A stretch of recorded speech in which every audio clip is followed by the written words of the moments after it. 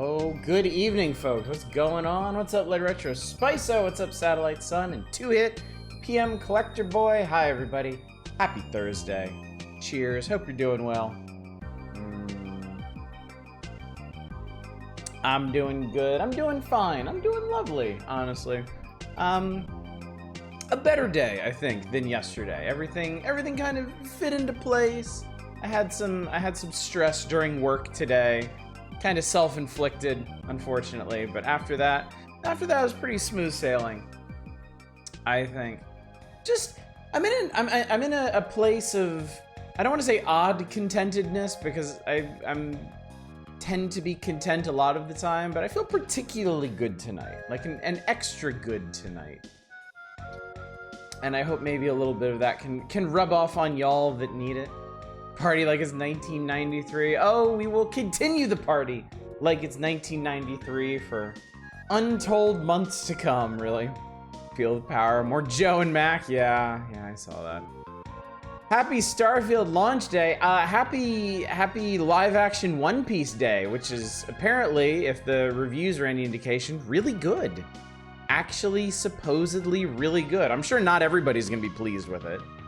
I don't know how well it hits with people who aren't already fans of the series. I'm sure there are fans of the series that have complaints about it, but it is very, very reassuring to see that the buzz around it is generally positive, and quite positive at that.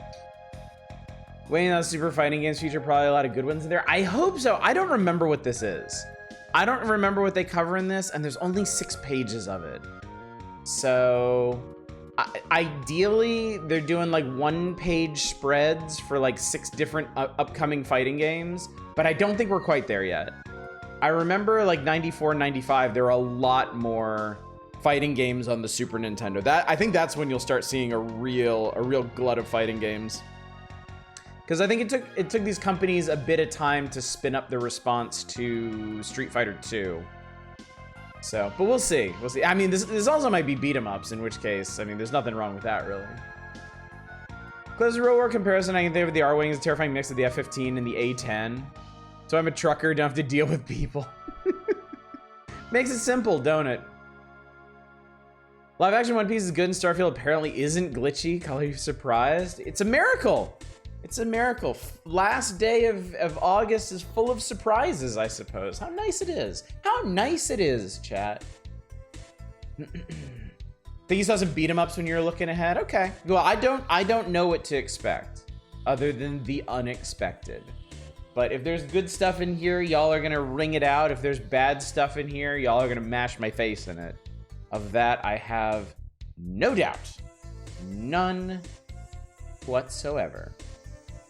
So yeah, I hope y'all are doing good. I wish I had something to report on gaming wise, but I don't.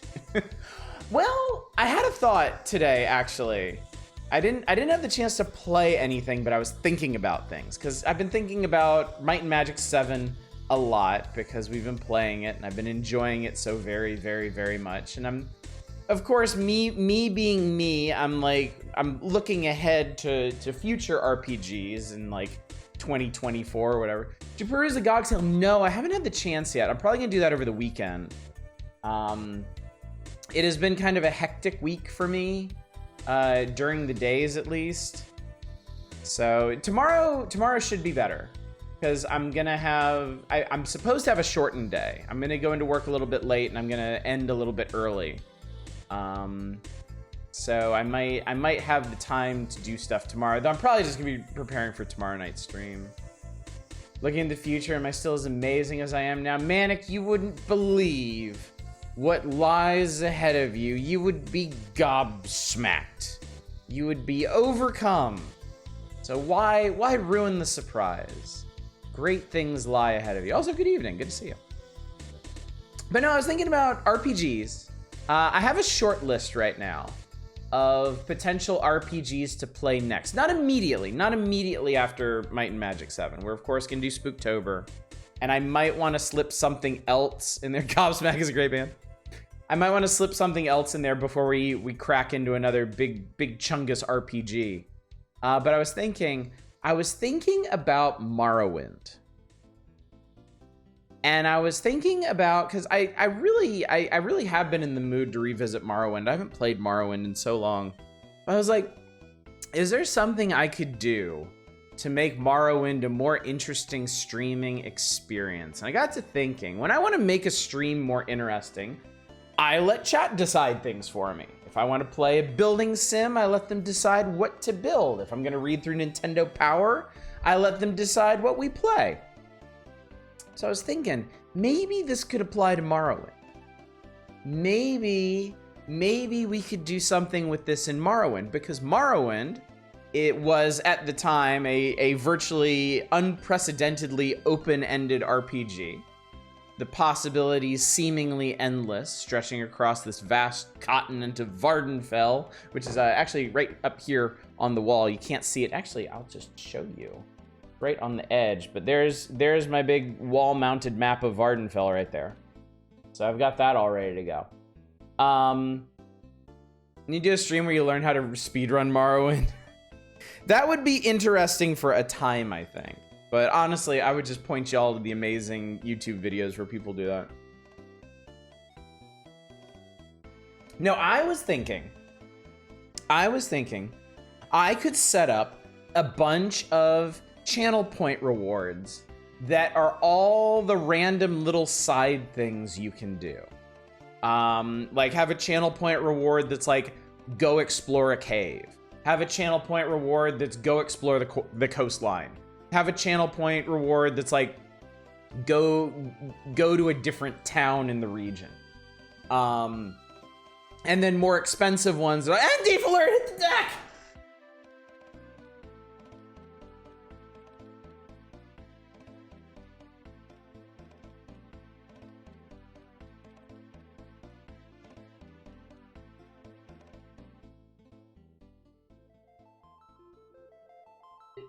Is he still there? Can I get down from the ceiling? Is it safe yet?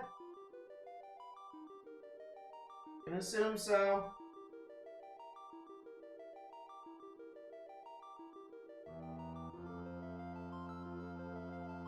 No, it's never safe. All right. Well, what bullshit have you treated us to tonight? I went to the doctor instead of gotten earache and flame sinuses, conjunctivitis and migraines, but he was dismissive. He told me it's all in your head. Wow. Only for Oddish's nostrils. When I come to a stream, chat, I want y'all to see different sides of me. I don't always want to just present this side or this side. Like sometimes you need to see this side as well. It's how we build community around here. It's how we build familiarity. Familiarity that you never knew you wanted because you didn't want it and you knew that.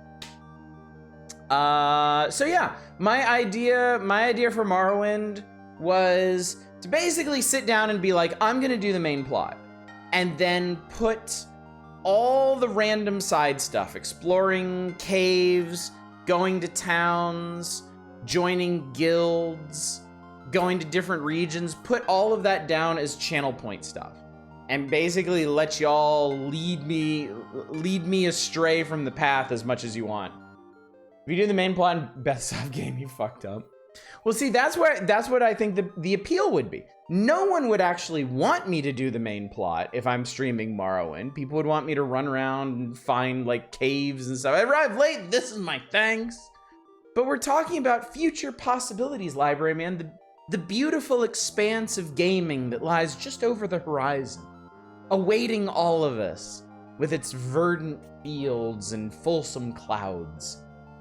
I'm talking about Morrowind. I'm talking about streaming Morrowind someday, and how I can make that more interesting for people by letting you fuck with the grand journey ahead.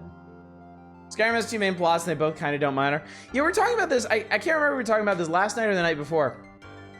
But the thing about Morrowind on paper has a really interesting story. It's just the way it's told in the game sucks. Like, Morrowind's dialogue system sucks. And it cannot capture any kind of drama or gravitas at all. Like you're just going around and reading slates off of people's chests, basically. And like the pacing of the main plot is terrible. Because it's basically like deliver a thing to a guy, go to this dungeon, deliver another thing to a guy, and then do every formal side activity in the game, and then come back. Holy shit, there's a G.I. Joe beat 'em up coming. Hopefully it's good enough to watch taste that third-person shooter out.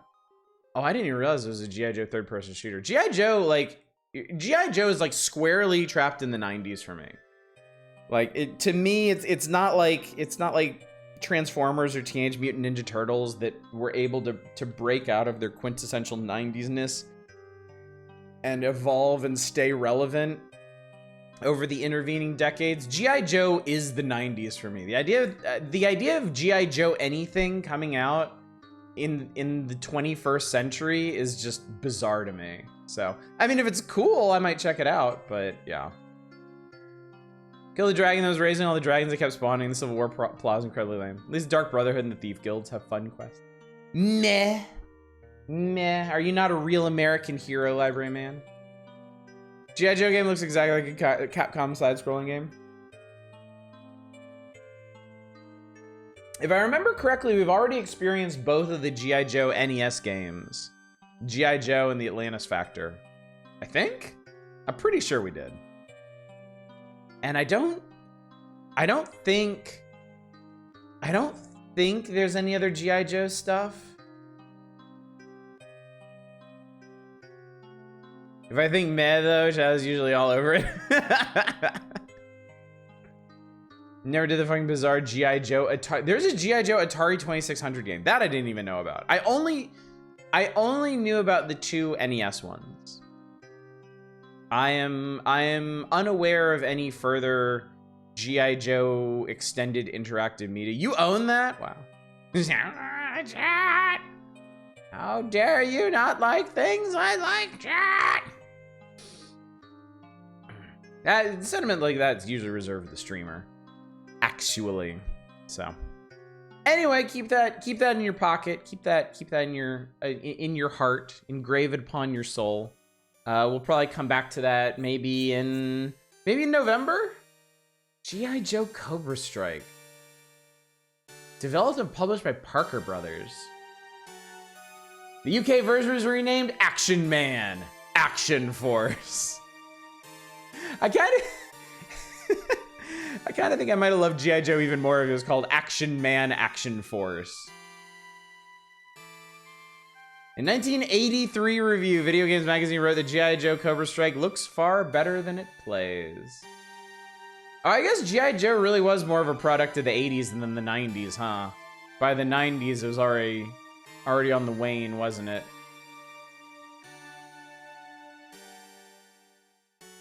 See, now I'm on the G.I. Joe Wikipedia page reading about the 12-inch figures from 1963 and Adventure Team. They had a guy named Mike Power Atomic Man. Sweet.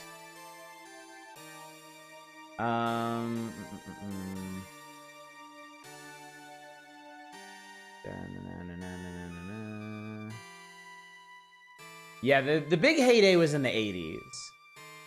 And then in the 90s, they started doing like Hall of Fame, classic. Actually, Hall of Flame would have fit pretty well.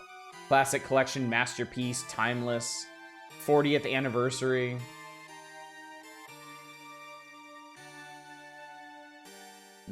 So Real American Hero was from 1982 to 1994. That's interesting.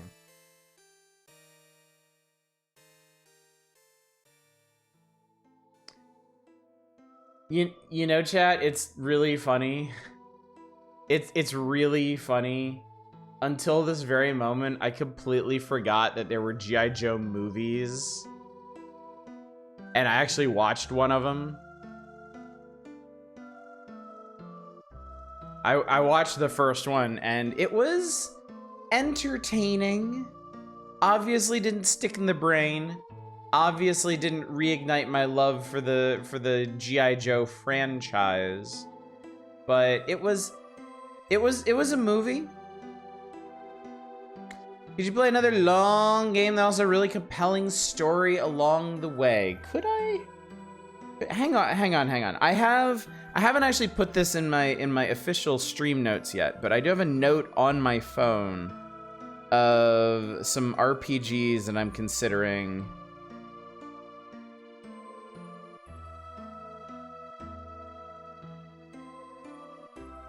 I'd say 2 or 3 of the RPGs I'm considering next would fit your bill there, library man.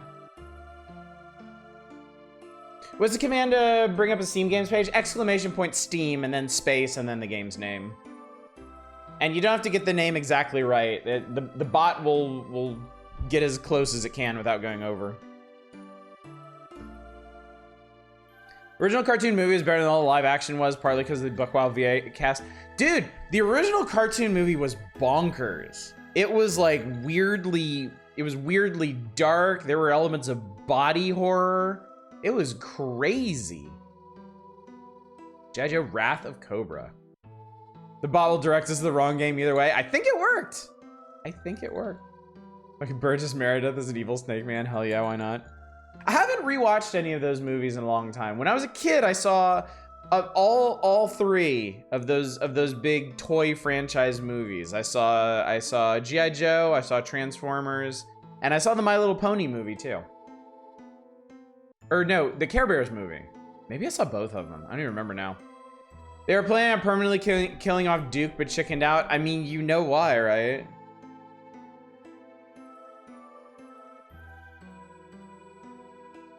That wasn't exactly a no balls situation. That was an oh balls, look what happened situation. Yeah, for anyone who doesn't know the story, what the hell company is that? I forget. Hasbro, right? It's Hasbro. Yeah, it's Hasbro. So back in the day, Hasbro had these huge toy lines, right? They had G.I. Joe, they had Transformers, they had My Little Pony or Care Bears. I can't remember which one it was now. And they were like, okay, we need to, in the late 80s, early 90s, they were like, we need to juice these franchises. We really need to get them going. We're gonna make movies. We're gonna make movies for each of them. And in the movies, we're gonna have these big shakeups of the status quo so we could sell even more toys. That's the plan. It cannot lose. They made the G.I. Joe movie first. And their plan for the G.I. Joe movie is that they were gonna kill Duke, who is the main character of the TV show, and introduce a bunch new Joes and a bunch new Cobra guys, and like shift the toy line to new heroes and new villains that the kids would have to buy. Well, they finished, as I recall, they finished the G.I. Joe movie. It was pretty much done. And I don't remember if it was pushed back or what. Anyway, for whatever reason, the Transformer movie ended up getting released first. And that was the same thing. They were going to kill Optimus Prime. They were going to kill a whole load of Autobots and Decepticons, introduce a whole bunch of new ones. With like Megatron into Galvatron, they were gonna change the concept and the outfit and whatever. So new toys, basically. And Transformers the movie went over like a lead balloon. It traumatized children. It made their parents angry. It was not what Hasbro was looking for. So they went into red alert mode. They were like, this is a disaster. So they went back and they real quick, edited the end of the G.I. Joe movie. Like, it was done. The animation was done. The VO work was done. It was like in post-production. And they were like, Duke cannot die. So they dubbed in an extra line. They dubbed in an extra line when he gets snaked in the heart. And they dubbed in another extra line at the end of the movie where it was like, oh no, he's in a coma. And then, good news, Duke's coming out of his coma. To kind of get around that. But even then, the G.I. Joe movie is a weirdly dark, like, body horror-rich film. It's pretty interesting. Yeah, the first 10 minutes of the movie, almost all the Autobots die. It's crazy, yeah. Yeah, the Transformers movie is a straight-up massacre of all your favorite characters. Original G.I. Joe was done by Sunbow. Second series was done by Deke. Bigger focus on General Hawk and Sergeant Slaughter and changed the iconic theme song to Got to Get Tough. Oh, I watched all this shit when I was a kid. I was a huge Transformers fan. I was a huge G.I. Joe fan. I saw both of the movies in the theater. And let me tell you, Transformers was an intense experience as a child. Fucking Orson Welles is an evil planet devouring all my favorite toy characters. Yeah, that changes a person. Jazz was Scatman Crothers. Casey Kasem was Cliffjumper. Yeah. Again, crazy voice cast. Absolutely crazy voice cast. Really impressive stuff. You have the Unicron toy. That's amazing, dude. It's like 1.5 feet tall. That is super cool. I always wanted it. I was always fascinated by the big toys when I was a kid. Like I distinctly remember I had, for G.I. Joe. G.I. Joe was the main thing I was into. I liked Transformers, but I didn't have a ton of Transformers. G.I. Joe was my thing, and I had both of the G.I. Joe airplanes when I was a kid. The Joes had an F-14 Tomcat with like the swept wing designs, swing wing design, and Cobra had basically a Blackbird. That where it had like a separate little ship on the back that would detach or whatever. So, and these things were big because they were scaled to the figures. So they would sit in there and they'd be perfectly proportioned. They were big ass planes. And I remember distinctly, there was a G.I. Joe aircraft carrier that was sized for the fucking plane. It was an aircraft carrier from which that plane could take off. And so it was huge. It was like the size of a coffee table or something stupid. And I always wanted that. My parents never got it for me, and I don't blame them. I don't blame them in the least. I was jealous of all you rich kids. Yep. I truly led a charmed life with my military industrial complex hero toys. JJ Renegades is honestly a pretty good show. It was no Transformers Prime. My friend had the flag. He had the Terrordrome too. Dude, that's nuts. I had a friend who had the... Wait, do you mean the Technodrome from I'm assuming you mean the Technodrome from Turtles. I had a friend that had that and that thing was crazy. No, the Terrordome. What the hell is the Terrordome? I don't actually know that one.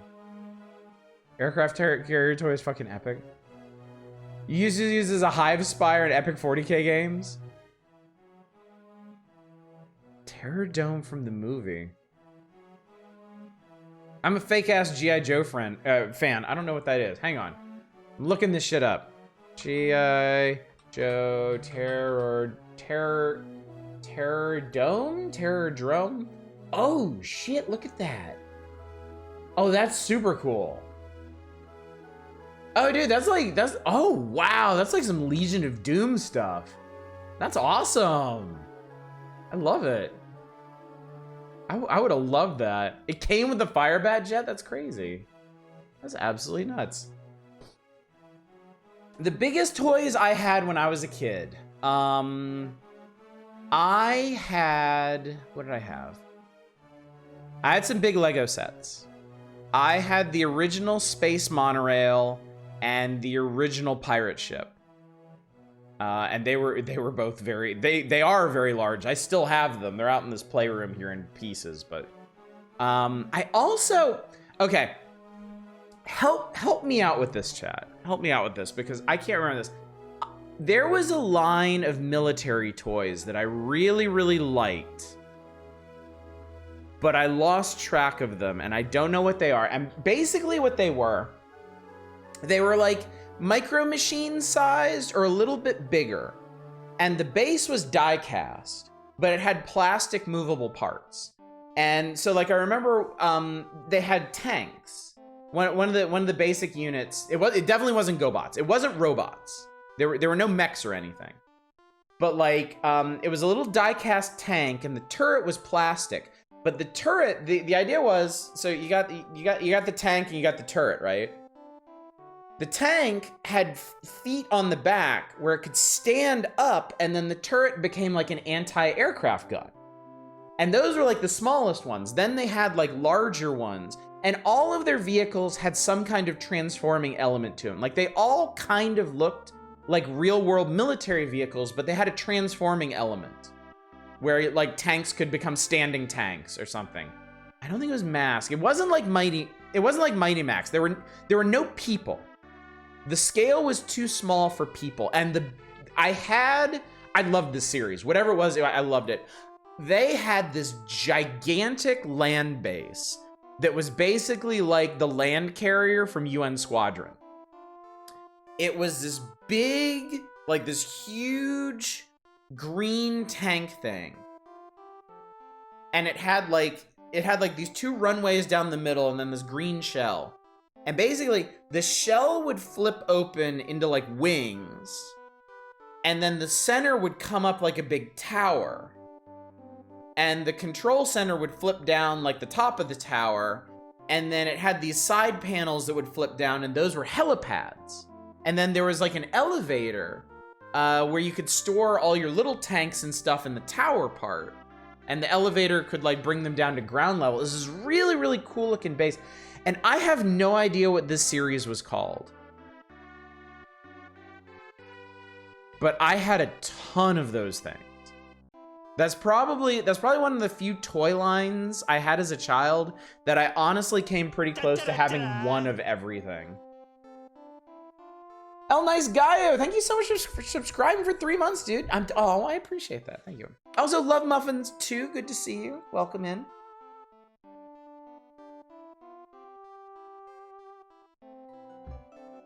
I need to like, I'm not gonna do it right now, but I need to scour the retro internet for like early 90s, mid 90s, like mini military playset stuff. Because it was a really cool series. And since nobody, I wonder, since nobody knows about it, nobody knows what it is, would it be really cheap now for a collector, or would it be really expensive now? They were neat little toys. I liked them. I liked them a lot. So, but you know what else was neat, chat? You know what else I was a real big fan of? This might surprise you. I was a big fan of video games. Specifically, some of these video games here, featured in this here magazine. Yes, chat, that's right. We've made it! We've arrived! We've made it to another issue of Nintendo Power. April 1993, to be specific. So, I say without further ado, we get into it. Market value is probably not as high as well-known stuff. I would hope so. Twitch advertising is advertising September. They should do Domcember. I am in 100% agreement with you. Oh, great, more video games. Quick reminder, tomorrow night we're doing a weird old wheel. I'm gonna get some of your retro game requests together, and we're gonna play them. I still haven't decided on a theme. I can do that tomorrow afternoon, I think. And then there'll be more Power Hours on Saturday. If you somehow wandered in here tonight looking for Might and Magic 7, that's on Monday. We'll be back to that on Monday. That's our current Monday, Tuesday, Wednesday game, so. The theme is, maybe it is. Maybe I'm just gonna pick like 6 or 8 random games and that's just gonna be it, so. So let's talk about what's in this issue. Let's talk about what we can expect to experience over the next 5, 6, 7 weeks that we're gonna be reading this issue. And then we'll turn the page and start. Well, I can't request a video game. Remember, chat, remember. The way the modern Power Hours is run, I don't start the request cycle until after the table of contents, and I stop it before we get to the gossip corner, because I want to stick to games that are featured in the magazine, and I want people to request stuff when we're gonna play it. I got a little tired of filling up a request queue with all the stuff from the table of contents and then not playing it for like days or even weeks, because it took that long to get to the individual features at the pace that we go. Was it Megaforce? Let me Google Megaforce real quick.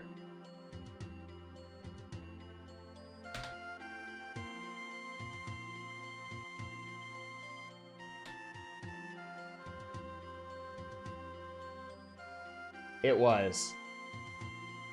It was Megaforce. That's it. That's it. I had the Goliath Mobile Battle Headquarters. Holy shit, dude. I had the Ram Fist. I had the Stratofortress. I had the Thor. I had all of these. I had the Thor Hammer. I had the Backlash. Damn, dude. Oh my god. That's awesome. Yeah, I seriously had all of these. I had the Scorpion. They were cool.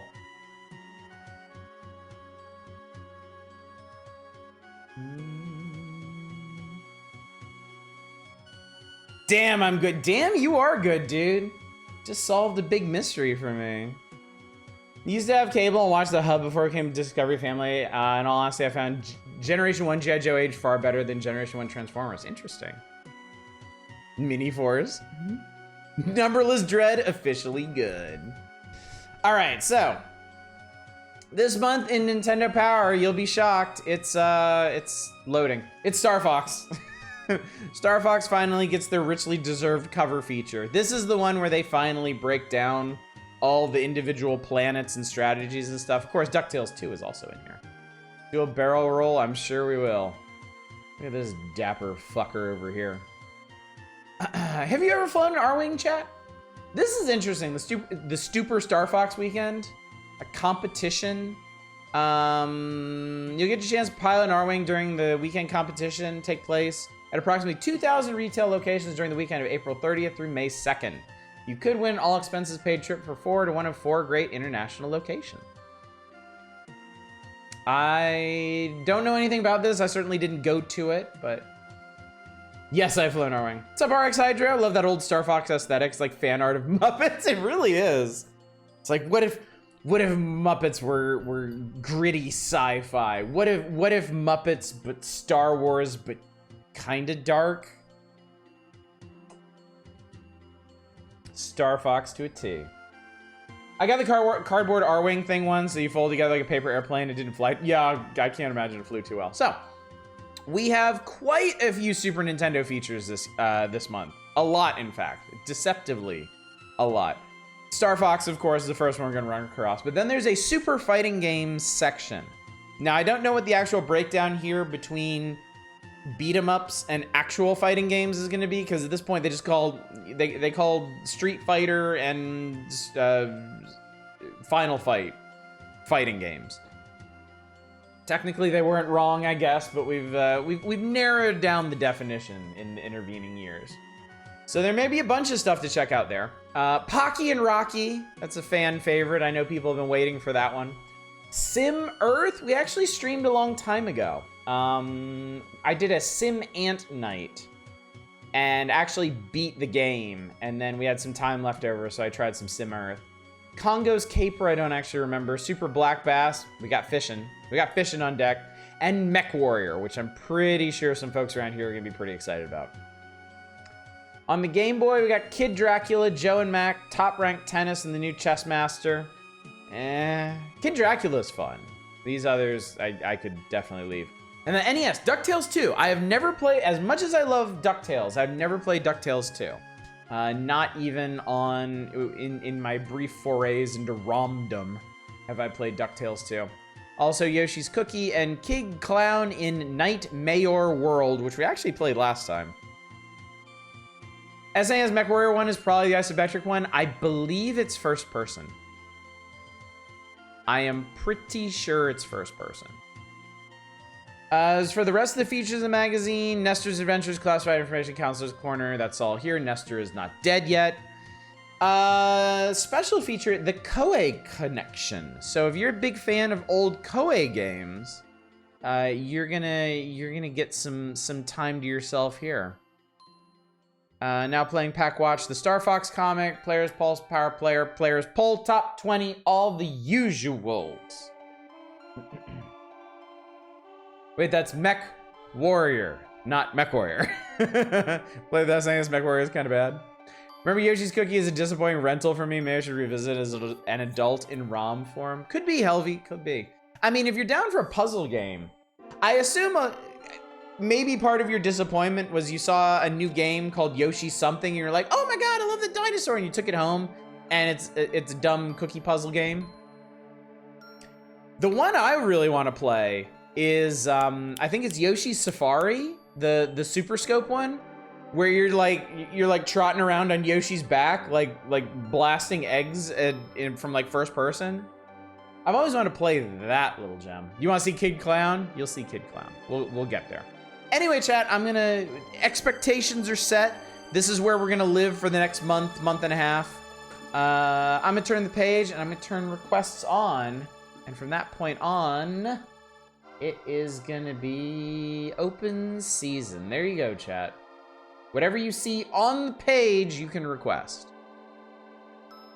So what the hell are these nerds talking about this time? In volume 43, we asked you to write and tell us which section of Nintendo Power you would eliminate to make room for your very own monthly column. Here are some of the letters we received. Oh boy, you cannot request Mech Warrior because it's not on the page. You gotta wait until we actually get to it. That's the entire point of not letting you request things from the table of contents. All right. I think you're gonna notice a trend here, okay? Let's see, which section would I eliminate from my new section? Hopefully the comics are gone, leaving more room. All right, well this guy is a fucking piece of shit. But then he goes on to redeem himself. I think I would get rid of George and Rob because they really don't have good opinions on the games that are reviewed. Just give me and my bro a call.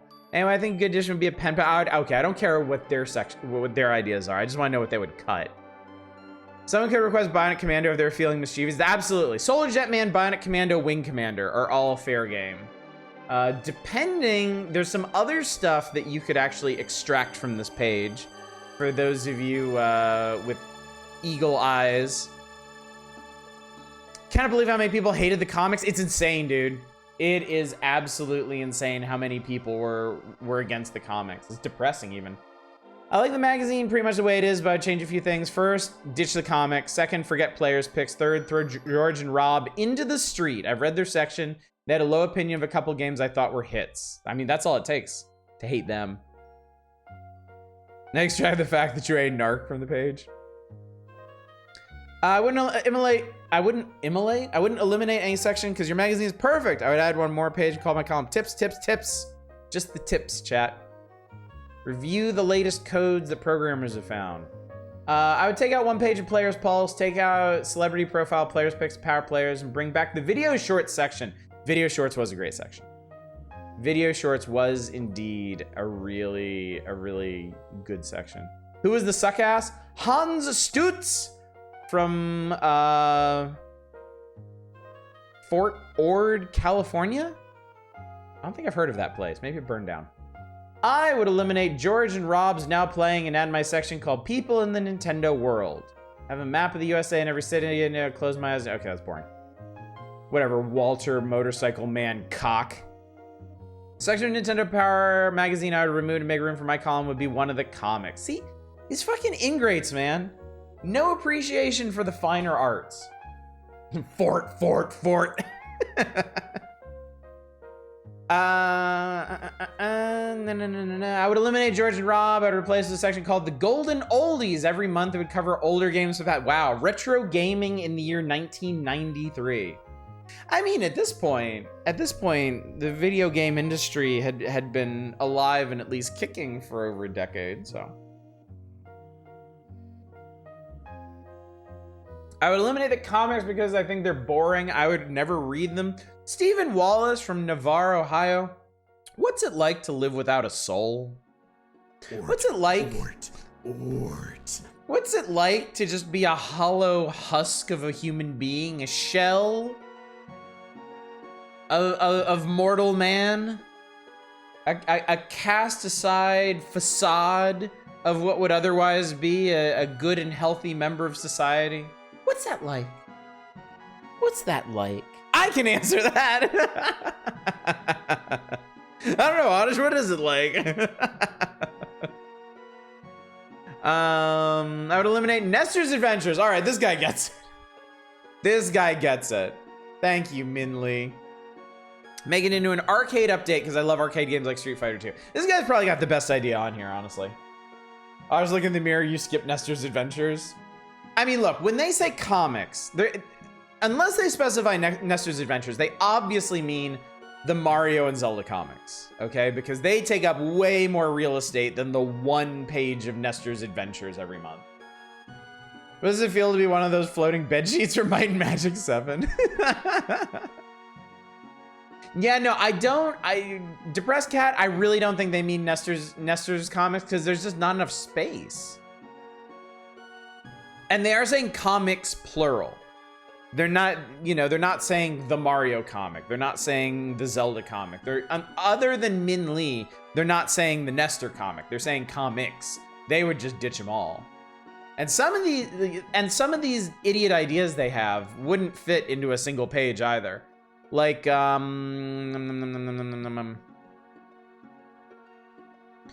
there's one guy, I would call my article Inside Out. Every month I would put the spotlight on a game and turn Inside Out by giving readers every code, hint, and map for the game. The first game I would profile would be Dragon Warrior 4.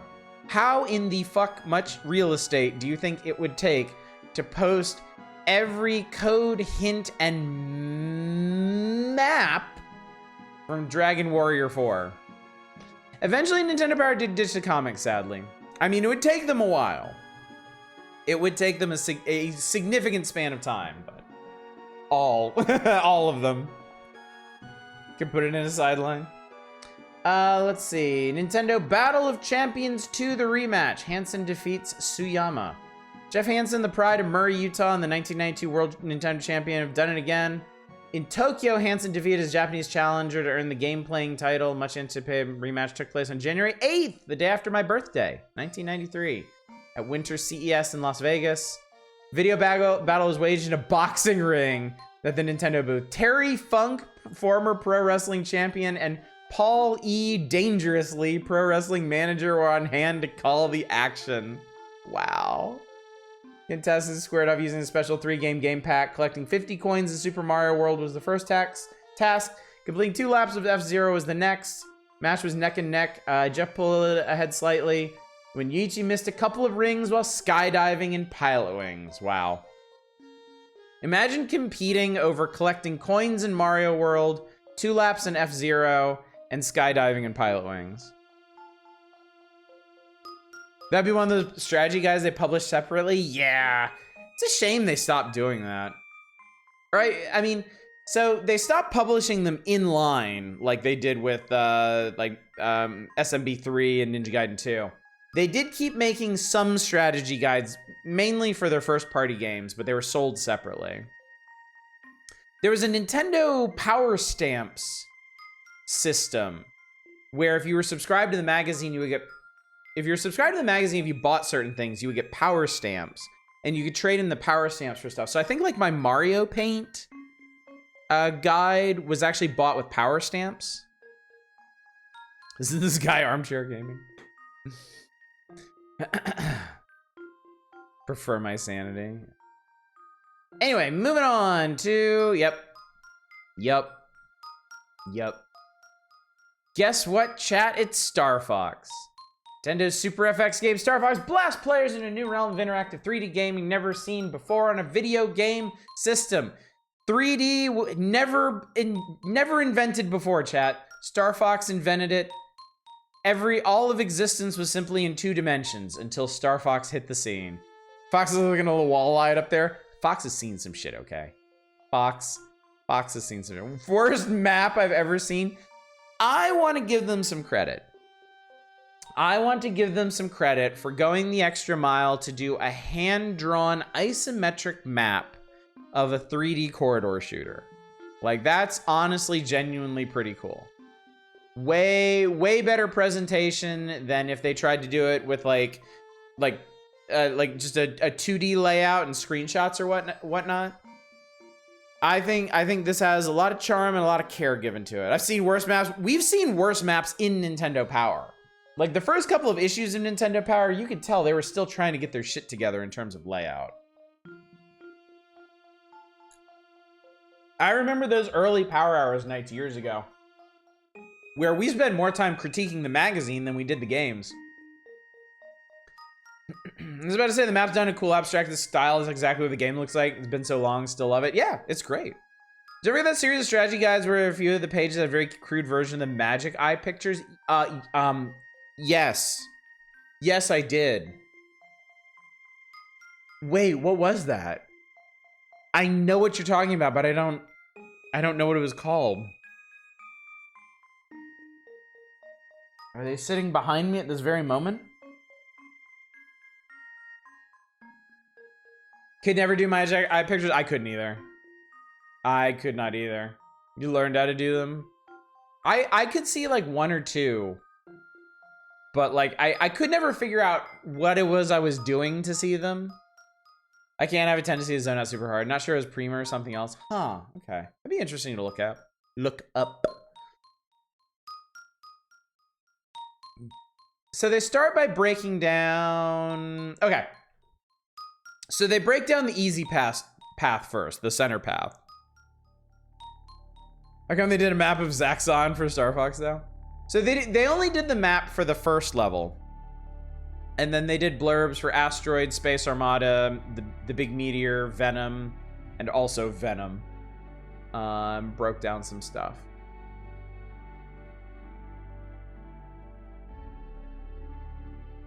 They did mention, okay. Under 1-2 asteroid, Andros is building base in the asteroid field that will give him an advantage in the war. Look for a warp to the black hole before the supply ring. Blast the center of the rotating bars of asteroids to reveal the key. So they dropped the info about the black hole right here. I can't remember if they already broke that down, if they broke that down in Dimension X in classified information or not. Because we go through these issues so slowly now, it's hard to remember individual bits. Imagine if anthropomorphic animal people really did exist, but they look like Falco here.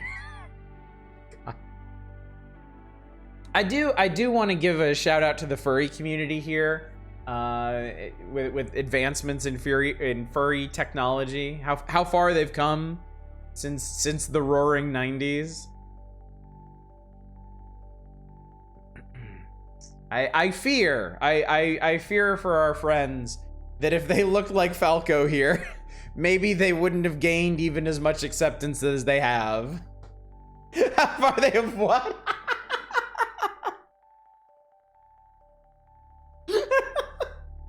I swear to God, Bumfuzzled has thoroughly corrupted this channel. This is like the best new running bit. I hope this doesn't awaken anything in me. Come in a universe. Now I'm imagining the movie announcer guy doing it. In a universe of cum. Falco got some terminal case of BoJack Horseman.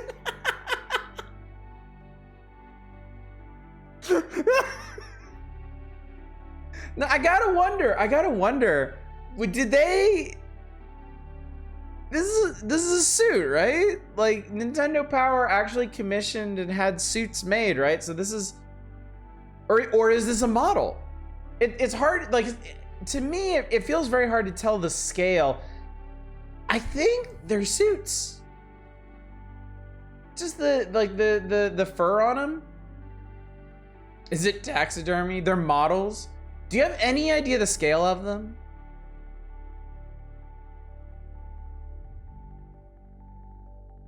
I'd be very curious to know the scale. 1-to-1. They're not suits. They just had, the Nintendo Power staff had their personas made and shipped to the office.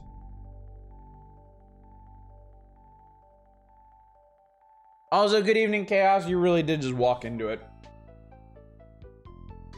Thinking model, I don't see mesh for breathing or seeing through.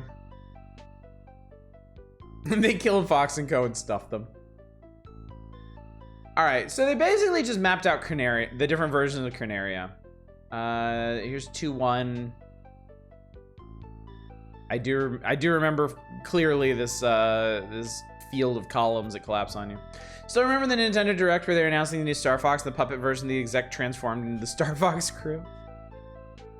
Yep, blue-eyed Slippy. What's up, Loader High? Technically saying their models doesn't solve the question since if they are suits, a model would be wearing them. Oh, I see what you did there.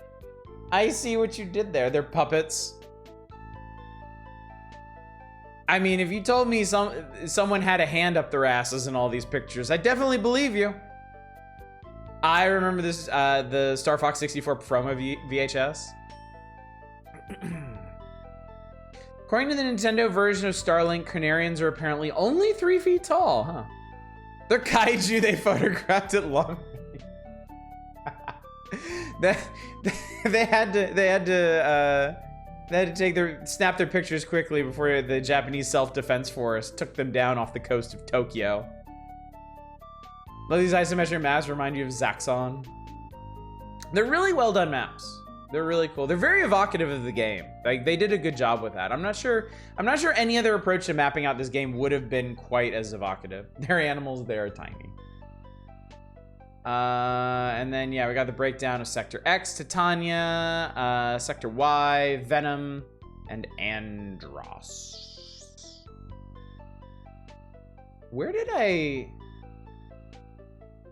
I think I got my ass kicked in Sector Y the last time I did the medium route. Real life cannot handle mode 7 reality. Andros. What's up, Shadows? How's everyone been playing OG Zelda and thinking of giving Twilight Princess another shot at some point? Sounds good. Sounds like a good plan. Starlink could have been a good game in its own right if it wasn't for the toy collecting aspect. I don't think I know Starlink. And then Caneria by Dusk, the third most difficult course. And this is the only Caneria that doesn't have the attack carrier as the boss. It has the Destructor. Oh my god. Look at the side eye that Fox has given me over here. He's like, what the fuck is this prick talking about? I don't think he appreciates this in the slightest. What's up, Ms. Roy? How you doing tonight? Good to see you. Hey, Tradon. Good to see you as well. Good to see everybody. Good to be seen. That's a wild way to draw the bath. Yeah, we've been talking about this. Like, some people love it, some people hate it. I think it's great. I think it's the most evocative way to show what the levels looked like. And, you know, play up the whole Super FX angle. Same model. What do we got here, Dave? What's this? Game complaint department. Yeah. That's definitely, because that's the cover art for the game.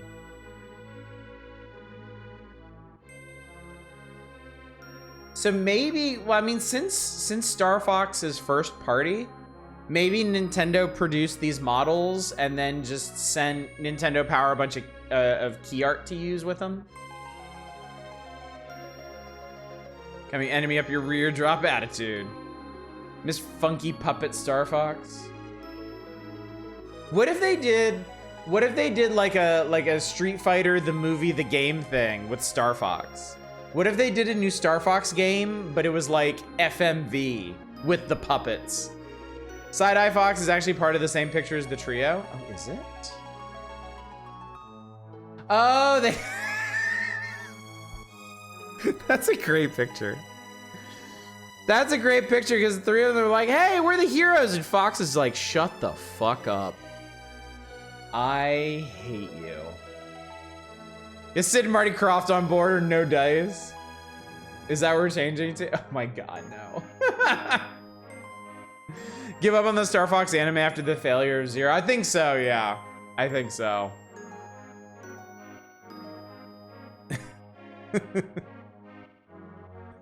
Oh my god.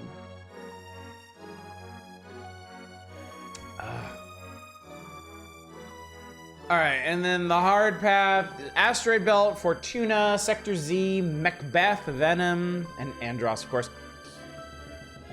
I think Sector Z, yeah, I think Sector Z was the end of me the last time I did a hard run. Star Fox Zero even really a failure, or was it just on the Wii U?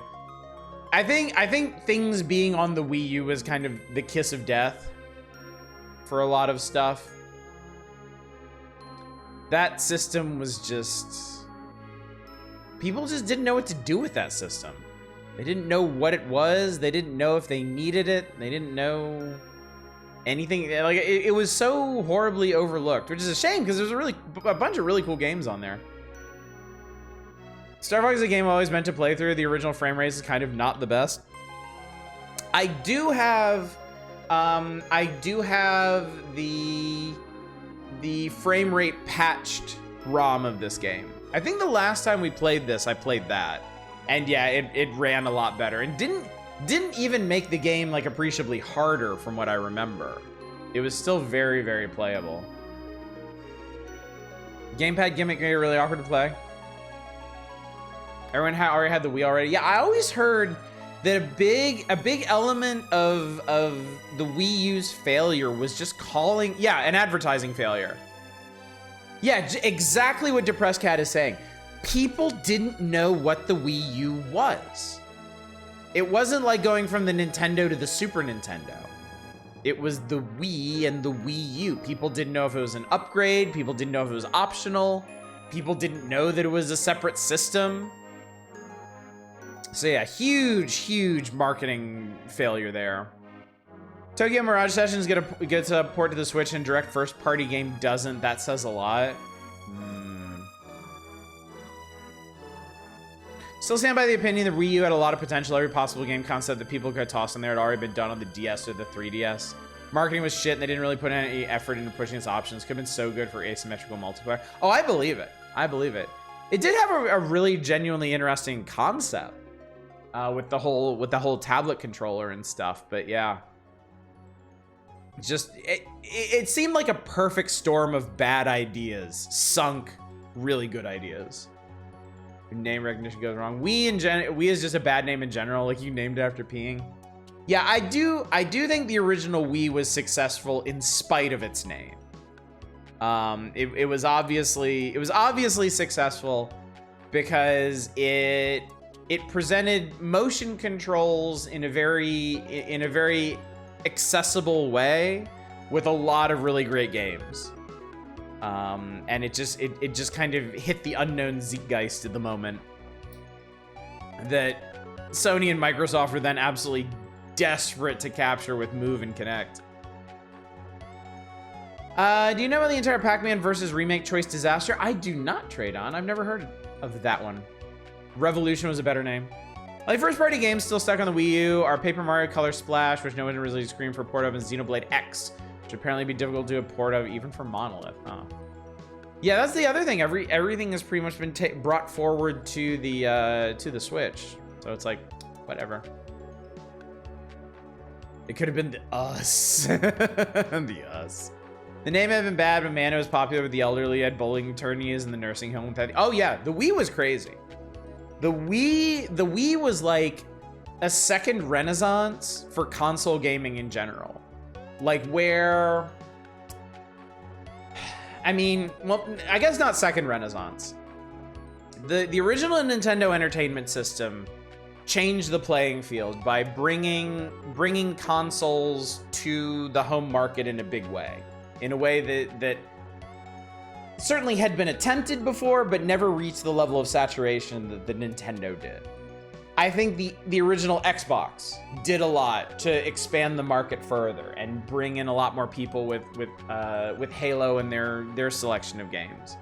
But the Wii was another, like, just sea change in the console gaming market. Fucking everybody had a Wii. People that had never played video games in their entire lives went out and bought Wiis and played Wii Sports. The Atari 2600 created the opposite problem, yeah. Pac-Man Versus was a GameCube game that's bundled Pac-Man World. Versus a single player hook up a GBA to the console where every other player got a standard GameCube controller. GBA player controlled Pac-Man a regular Pac-Man board, while the GameCube players controlled 3 of the ghosts. Had a limited field of vision, forcing them to communicate with each other to try and catch back. Want to guess what console they remade the game for? Wii U? And the tablet controller? So they brought back Paper Mario with Origami King for sure. It's not all Paper Mario, at least a good game. Missed the weirder experimental systems like the Wii or DS. Like, love or hate it, they had games you could literally play in no other way. I get what you're saying, but I do I personally think the Switch is just as experimental. Like, a lot of people, myself included, thought the Switch was a really dumb idea when they announced it. And I was so incredibly wrong about that. It was a risk, and they took it, and it paid off in the biggest way.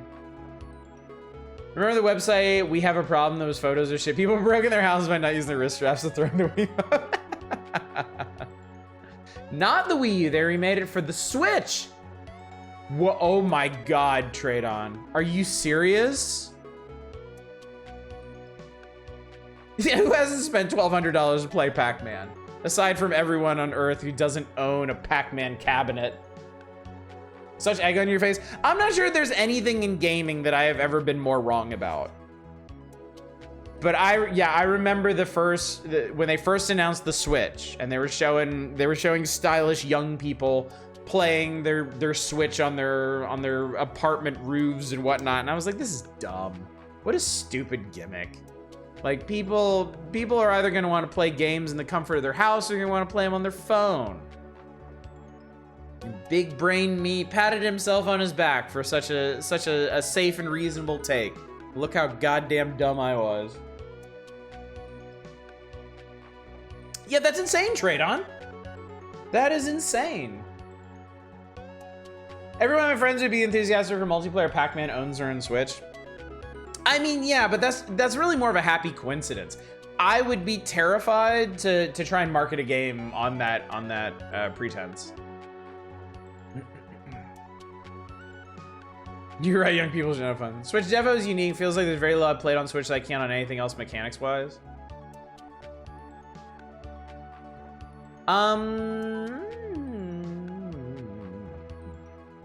Yeah. They have the gyroscopic controls, but that's not exactly new or groundbreaking technology anyway. So. I will say like Nintendo went through a long period between the Super Nintendo and the Switch, where they were just trying fucking anything. Like the three-pronged N64 controller, the GameCube, less the controller and more like the cross-play concepts they had for it, because the GameCube was supposed to have a bunch of like Tradon was mentioning. The GameCube was supposed to have a bunch of interactivity with GBAs and stuff. Like, I think one of the Final Fantasy game, like there was a Final Fantasy game on GameCube that was meant to be played with like GBAs as controllers or something. And then of course we all know the Wii, we all know the Wii U.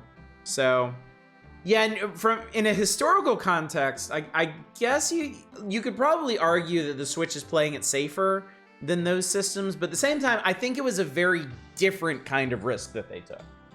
Less in the actual game interface itself and more in how people play their games. Like the environments in which people play their games. They took a serious gamble on that and it paid off.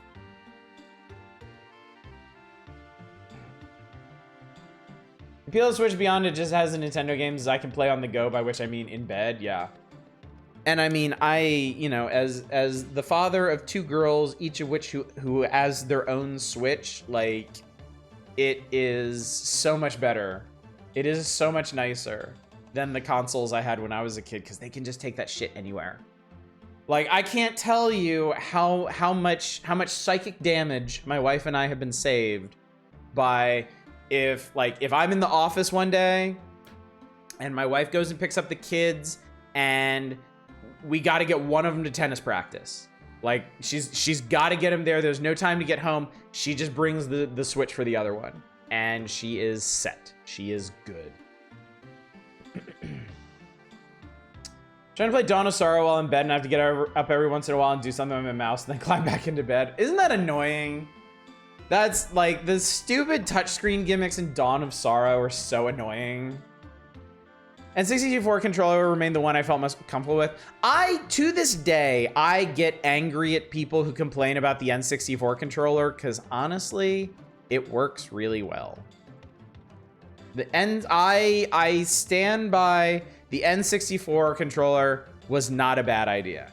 It offered developers and players alike for the games that supported it your choice of how to control your game.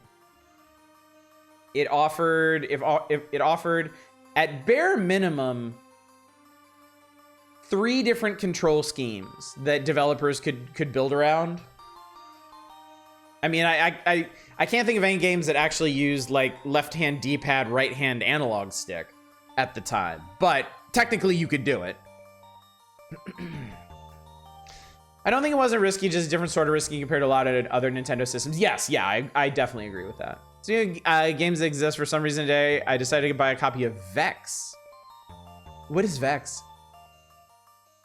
Could've gotten the Wii Sports instead of taking the tennis practice, though. What games do the Nibblings play on Switch? My younger daughter plays everything. She is right now deep into Mario Odyssey. She plays a shit ton of Mario Kart. She's better than me at Mario Kart at this point. They both play Animal Crossing. My older daughter is into the more like slower paced games. She plays Animal Crossing. She plays Stardew Valley. She plays Miitopia. My younger daughter plays all those in addition to Mario Odyssey and Mario Kart. She also delves into the NES and SNES archives. I occasionally catch her playing like Excitebike or F-Zero or old Mario games. So that's cool. N64 controller is really silly. It's remarkable, comfortable, or how weird it is. It is, yeah. I loved using that thing, honestly. Do you prefer later analog sticks? Not gonna shame the N64 not having brand new thing. Yeah. People can take a few blobs and face for Nicky swap note. What? Do you still really like the N64 controller? Partly because of its layout and the use of C buttons instead of a C stick. It was a 6-button layout while also offering a control stick. Yes, yeah. Oh yeah, it makes ports of N64 games really weird to play.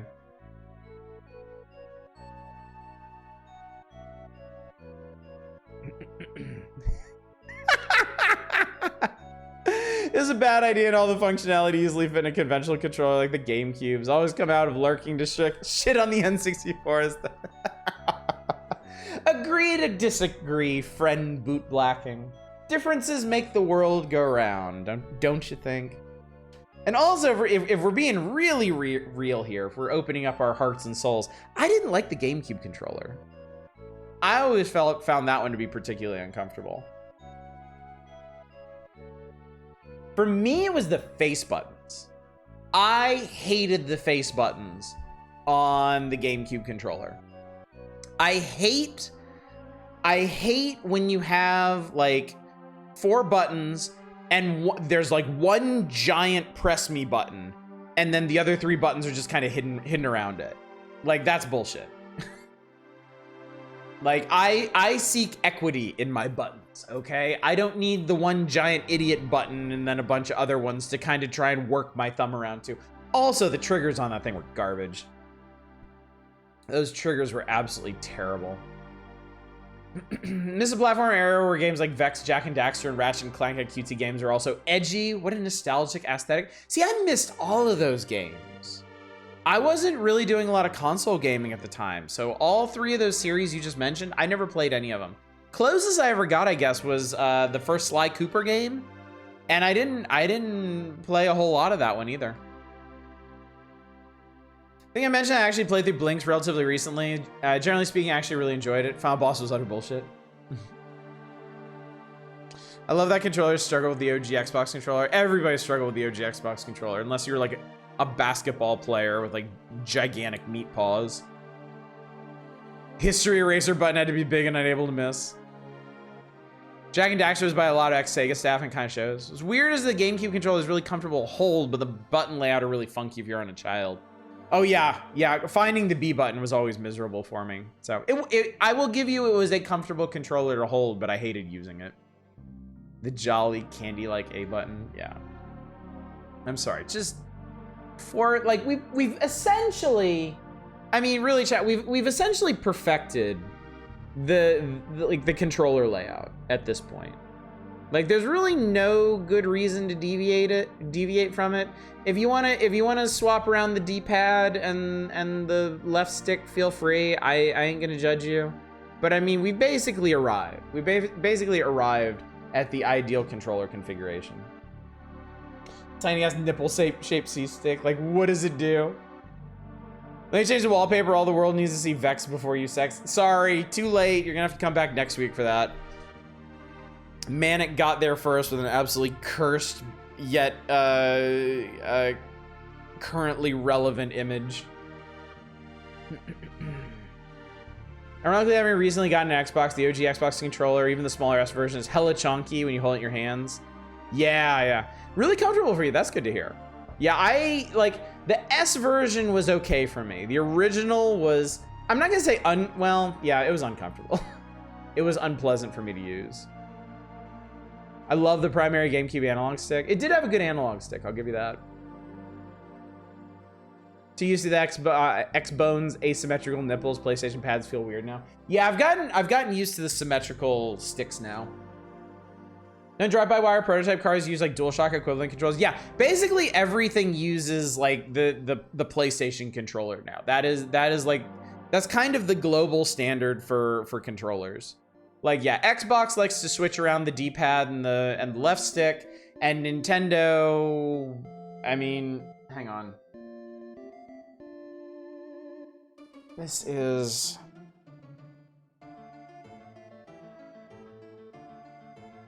Yeah, Nintendo pioneered the whole ABXY buttons, and they refused to move them, just to match parity with Microsoft, which is super fucking confusing.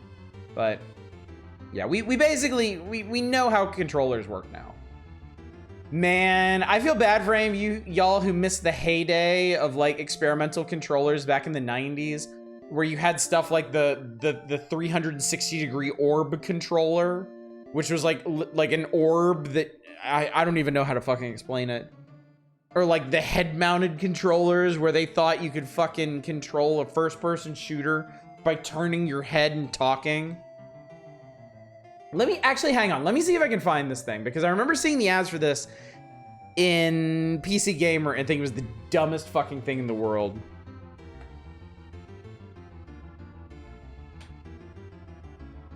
Was that it? The Space Orb 360. That was it. Oh dear God, that was it. I remember this thing. There you go. Ponder the Space Orb, chat.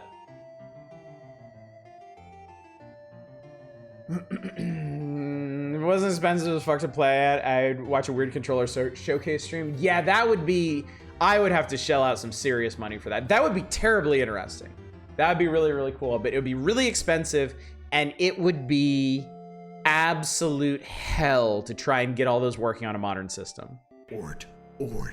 Because I don't need to tell you, all of these weird flailings of controllers was long before USB.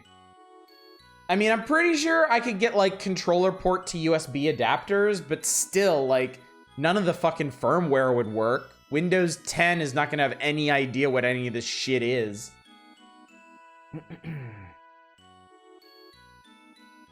I've got all the layouts pretty much memorized. Xbox because A at the bottom, and Nintendo because the XABY code and Chrono Trigger. Also PlayStation because it's PlayStation. Yeah, I get confused all the fucking time because of my controller. My 8-bit Do Pro 2 uses Nintendo lettering. So it's XYBA. But PC games pretty universally use Xbox controller lettering. So I have to, anytime I am playing anything on the PC and like they're giving me button prompts, I have to reverse everything mentally. Because the Xbox lettering is the standard on PC. I wish if I could have one personal bit of accessibility, just for me,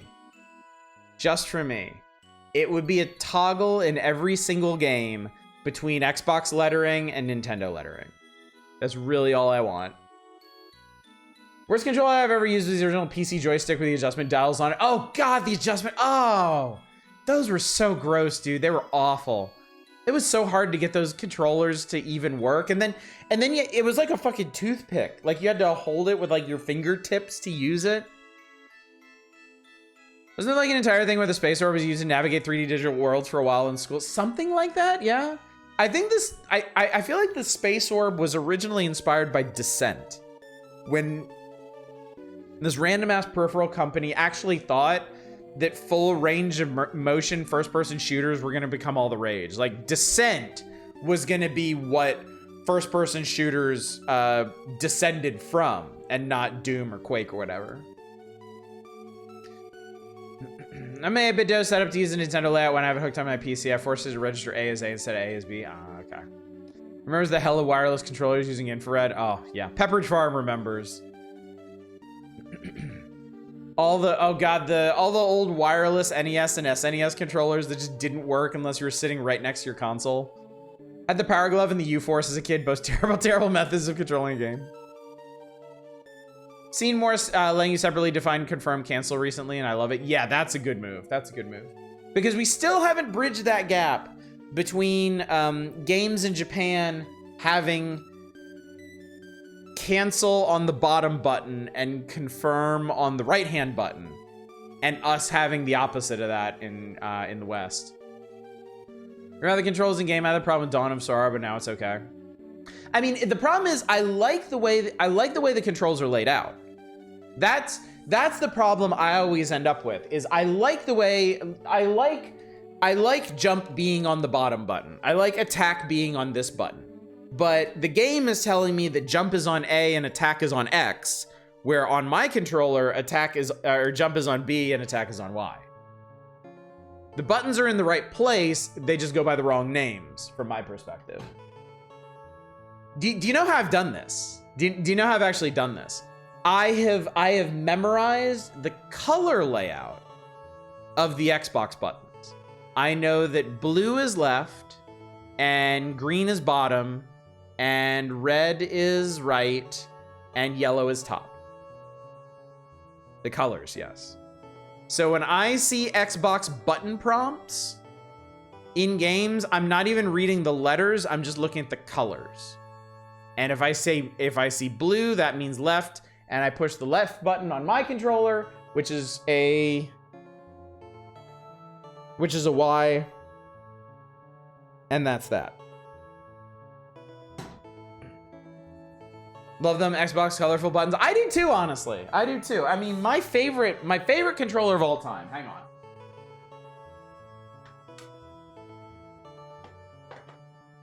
This right here, hands down, bar none, far and away, is my favorite controller of all time. The good old SNES ASCII pad. Those colorful ass buttons on there. That, unfortunately, I can't internalize these because these aren't the Xbox colors. These are the Xbox colors, but in the wrong place.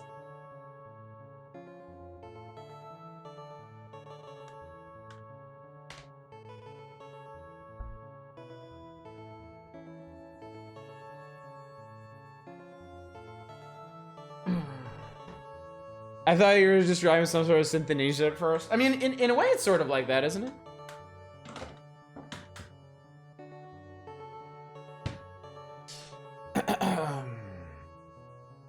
Surprise, I turned the page. I looked at my Xbox controller and was really confused until I remembered I got all white buttons on your custom one. Oh, God. Here in Australia, I have to spin the stick the opposite way of Fire Hadouken. I got a controller with buttons held on by magnets so you can swap them around between Nintendo, Xbox. Oh, that's smart. I like that. Getting dangerously close talking about the Stroop effect now. What is the Stroop effect? Colorful things that make me want to play games and eat candy. I mean, is there anything greater to aspire to, really? Bring back slow motion. This is just pausing and unpausing a game rapidly. Yes, that's what's on the ASCII pad. It's basically a turbo button for the start button. Fatal furry. I'm into Pro 2 controller at some point. I love the face of my Pro Plus controller. I hope that they're laid out in the same internally. If they are, I might swap out the faceplate and buttons. Oh, yeah. I think they are. Because I have a Pro 2. I think they are.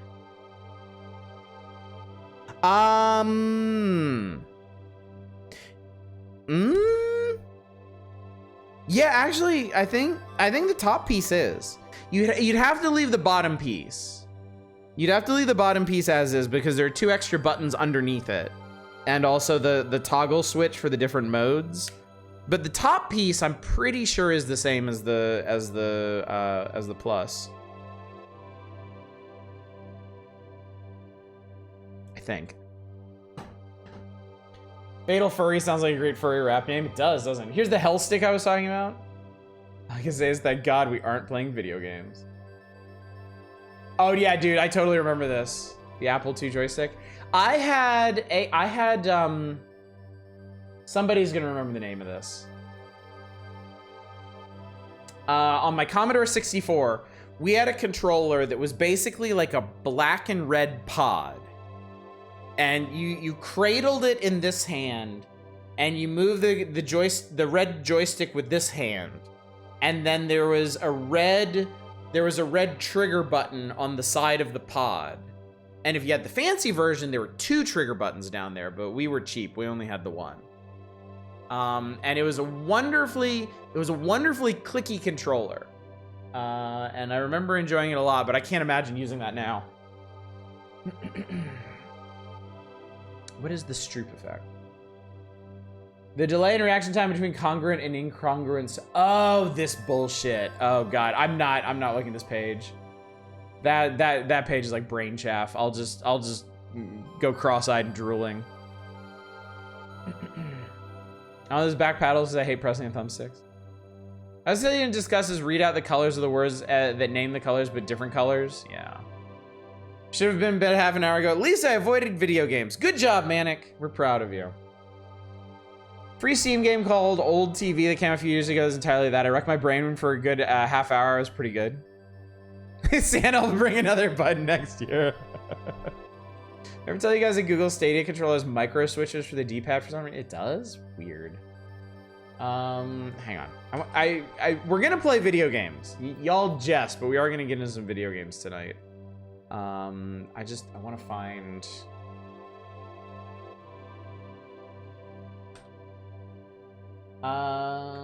maybe see...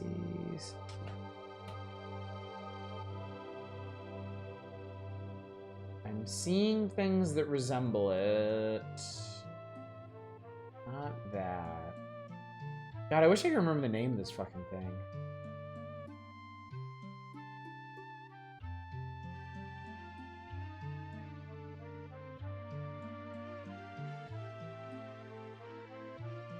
We actually, we had 2. We had 2 Commodore 64 controllers when I was a kid. One of them was this, but we only ever used that for like, it was really stiff. We only used that for flight sims. Where is,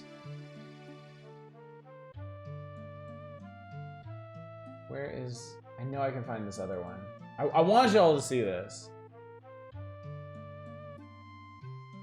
God, I honestly didn't realize there were this many controllers for the Commodore 64. Got it! The Conic Speed King. This thing. This was the one I had, chat. This is the one I played everything with. The Conic Speed King. Super fighting games, Gal not included. It's a really good power A pad I liked with a lot with multiple back paddles. Can you technically use the big NES jump pad to play normal games? Oh yeah. I think it had all the inputs. I think. Controller looked weird. It was weird, but we didn't know any better at the time. They were basically joysticks and Nintendo controllers, and they were like from 2 different worlds. So you didn't really question it. This day, I still get people look at me like I grew a second head whenever I mention how some games force me to invert x-axis instead of y-axis. The right stick camera is gonna be orbital style when I'm pushing right to. Oh, dude, no, PM Collector Boy, I totally feel you on that. I can't even describe how I expect camera controls to work. Like, it's not even pinned in my head, but I know when I go into a video game and I push the controller one way and the camera goes the other way. Oh God, it makes my brain hurt. It looks weird, also surprisingly comfortable. It wasn't uncomfortable. I think the weird, like, okay, so the one thing you had to get used to was basically it was one of those controllers that you held like this. Like the joystick wasn't really big enough to grip. You could sometimes hold it like this, but it really made more, for like fine control, it made more sense to hold it like this. I've never been a big joystick guy. I need y'all to know that. I've never been able to play fighting games with joysticks.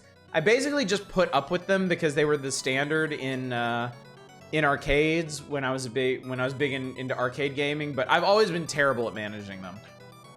I've been a gamepadder for life. But yeah, cradling it was kind of the uncomfortable part. Your hand could. I was young and it didn't matter to me, but my dad couldn't use it for too long because his hand would cramp. That was the thing about the other one, the quick shot, is it had suction cups on the bottom and you just stick it to the table and you use it like a flight stick. I remember playing Cave Story on a DDR dance pad for shits and giggles once. Prefer clicky D-pads for fighters in most 2D games in general. So do I. So do I. Yeah, when we were playing Blasphemous, everything I did was on the D-pad. I did not use the analog sticks at all in that. I feel way more at home on a good D-pad than I do on an analog stick. There's the thing about the guy who made an entire RTS that can be controlled with Kinect. Oh, you're thinking of, you're probably thinking of Space Warlord Organ Trading Simulator, which is actually a trading sim. And yeah, the lead developer for it made it compatible with Kinect because he's just an insane person. But the best kind of insane person. Worst thing about starting to play Blinks was getting used to the camera. The x-axis was inverted. There's no camera options. Oh, gross. Blah. Yeah.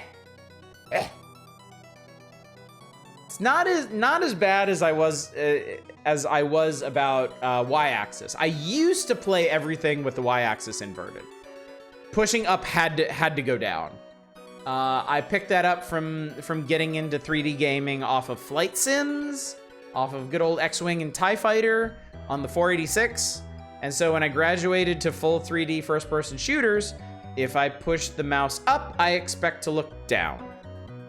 And I was that way for years and years and years and years and years and years and years and years. And you know what broke me of that? Somehow, I'm not even sure how, but Overwatch.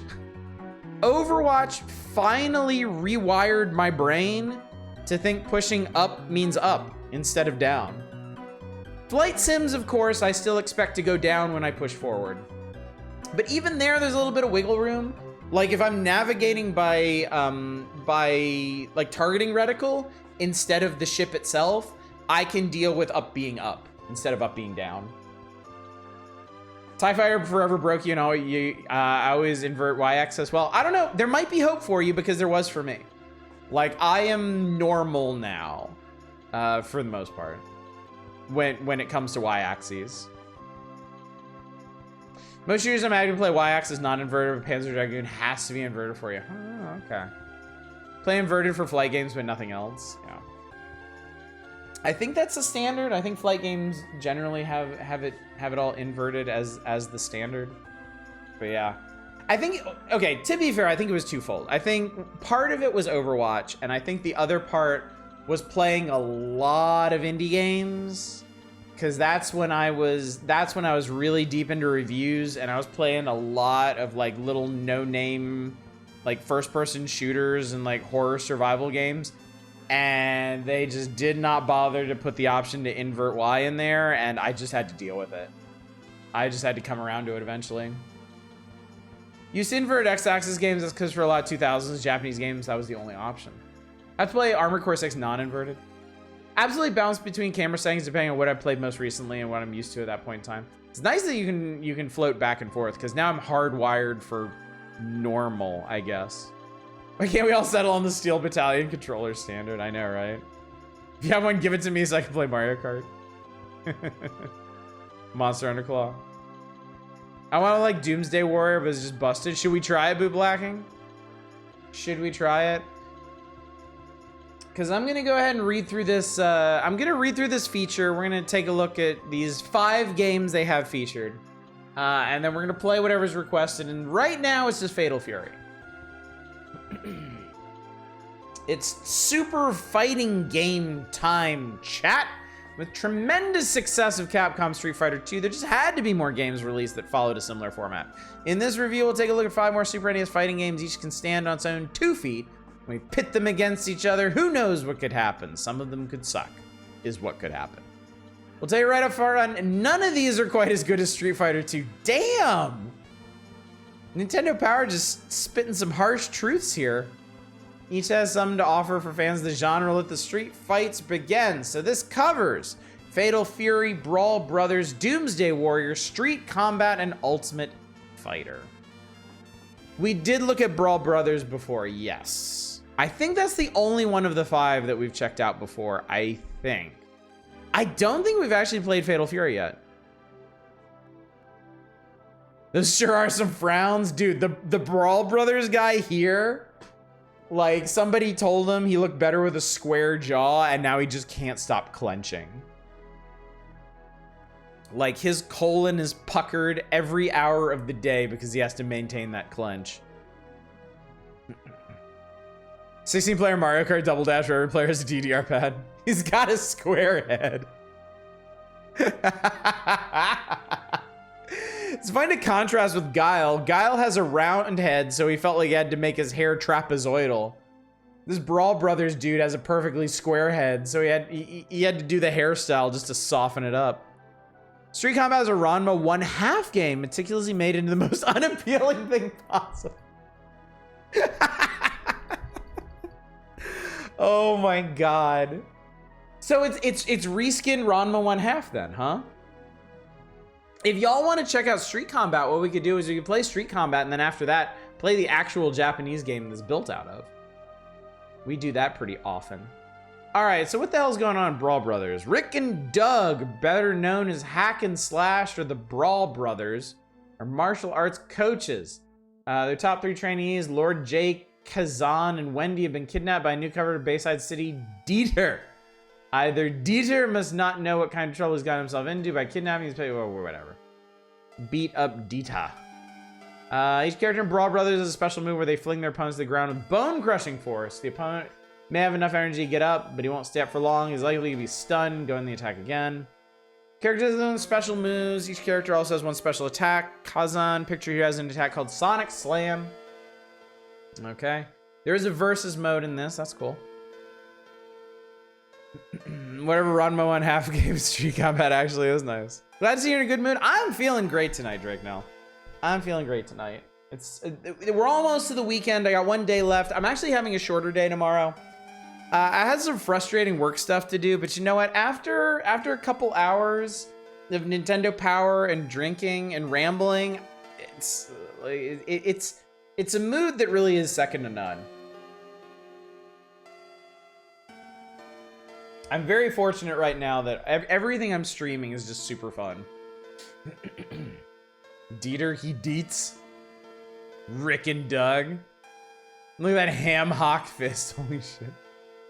Neither version is good. At least Ranma 1/2 doesn't try to make a female character into a clown in tights. Oh god.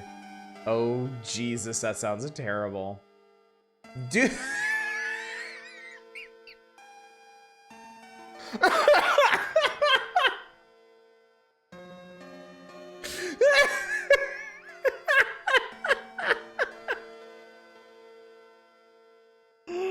Oh my god. Chat, we have Ultimate Warrior at home. Ultimate Warrior at home. Oh, what the fuck could this possibly be? The forces of evil are closing in on the Earth in the form of the Doom Squad. The evil enchantress Maine Her name is Maine?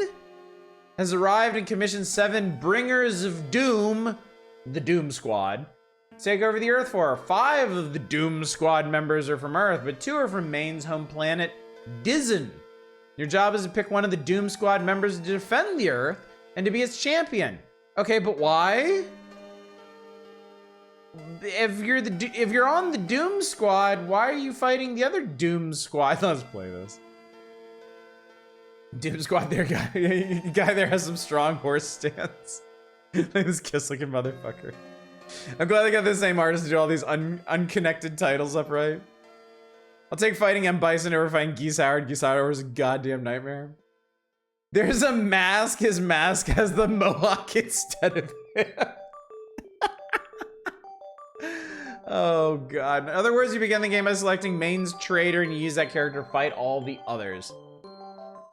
Each character has certain moves that only he can use, but no one fighter is better than another. This is... Chad, I want you to listen to this.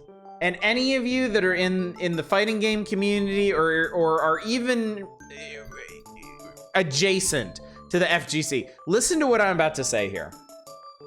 And I quote, each character has certain moves that only he can use, but no one fighter is better than another. This is a common theme in street fighting games.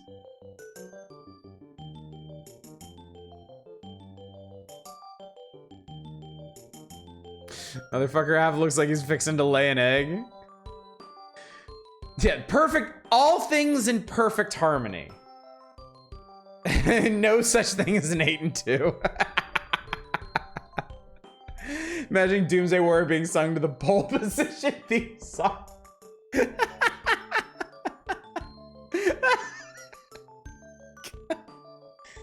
Oh Jesus. Okay, so what else can we learn about this perfectly balanced game? Sledge, Laban, Ammon, Daisy, P-Lump, Grimrock, and Newform comprise the Doom Squad. They are warrior elite. Grimrock and Newform are not of this earth. Grimrock's tail is a deadly weapon. He uses it with precision. Newform is organic metal. It can change its shape on demand, often takes the shape of blunt instruments. Chat, how many organic metal characters do you think Terminator 2 inspired? And I don't just mean all of them. I would actually like a count of how many liquid metal characters appeared. Yes, all of them. Every single one of these classic characters needs to come to Smash. Robo Constipation Man is equal to Grimrock up there, yes. Yes, this guy, this fine figure of a man with his mohawk glued to his mask is the equivalent of a liquid metal demon person from another planet. A special attack these Doom Squad member possessions will deliver a mighty blow to any opponent. Each special attack looks different, but the effect is the same. Ouch. To get in the best position, use it. So maybe, wait. What if they made all these characters look different, but they all play exactly the same? The fuck, this game is called Brass Numbers in Japan? What the hell? I need a Smash Bros. Map of artist renditions of video game characters in the 80s and 90s from artists who never played the original games. Oh my god.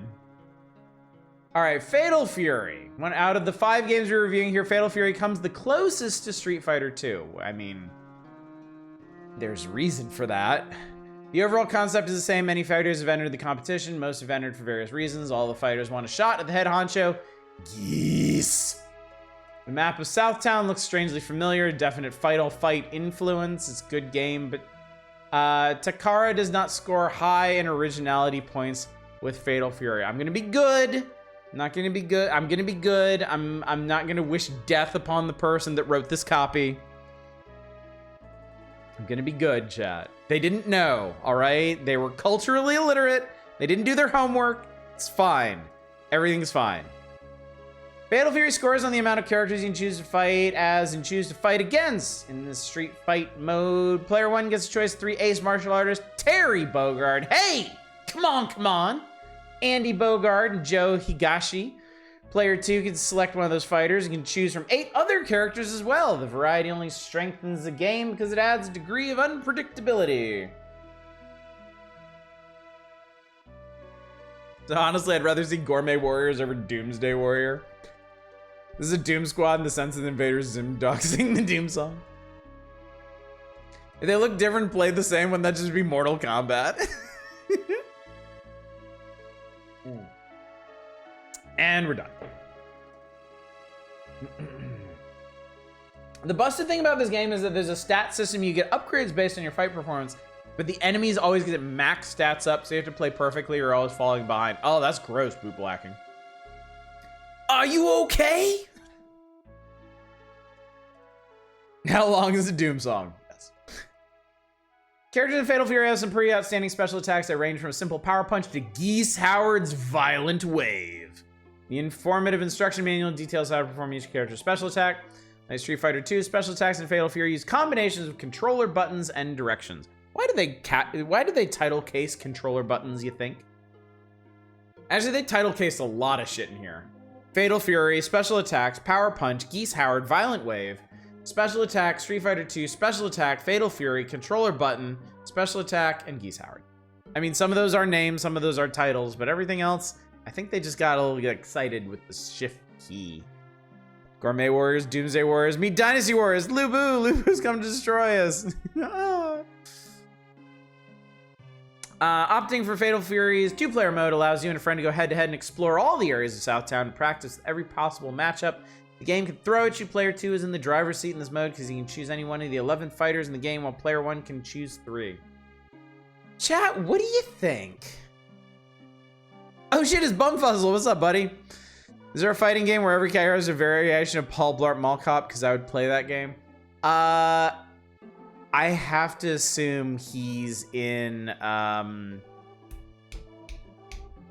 what's the arcade ROM? Mugen, thank you. There you go. You knew what I was getting at. Final Fight has EDE. It has Tung Fu Ru, it has Richard Meyer, it has Raiden. Lubu would probably block out your special moves perfectly and destroy you to applause afterwards.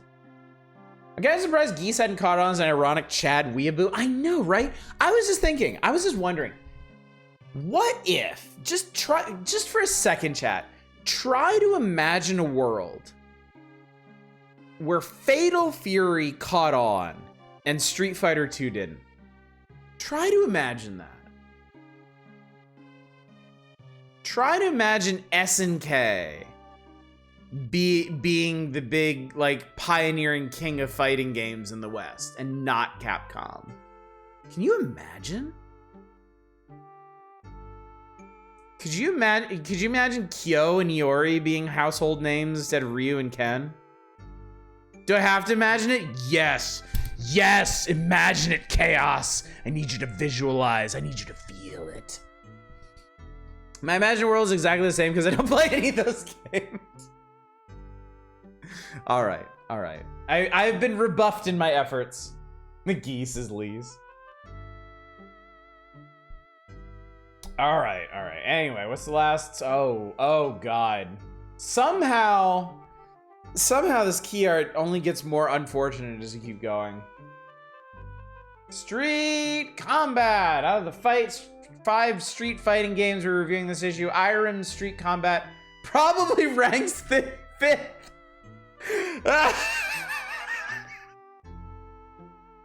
Yo, Nintendo Power just came out and said, yeah, this is the worst one. They weren't even holding back, dude. This game is not as deep as the others, nor does it have an involved storyline. The between-fight cinema scenes, while somewhat humorous, are limited to single-line dialogue. The characters are relatively small, and the character animation is robotic and not as lifelike as the animation of the characters in the other 4 games. Those points aside, Street Combat still provides a pretty good challenge, with the special attacks coming quickly and often, especially in the hard and super levels of difficulty. What the fuck? I mean, they are just being assholes about this. What's this, Dave? Dave.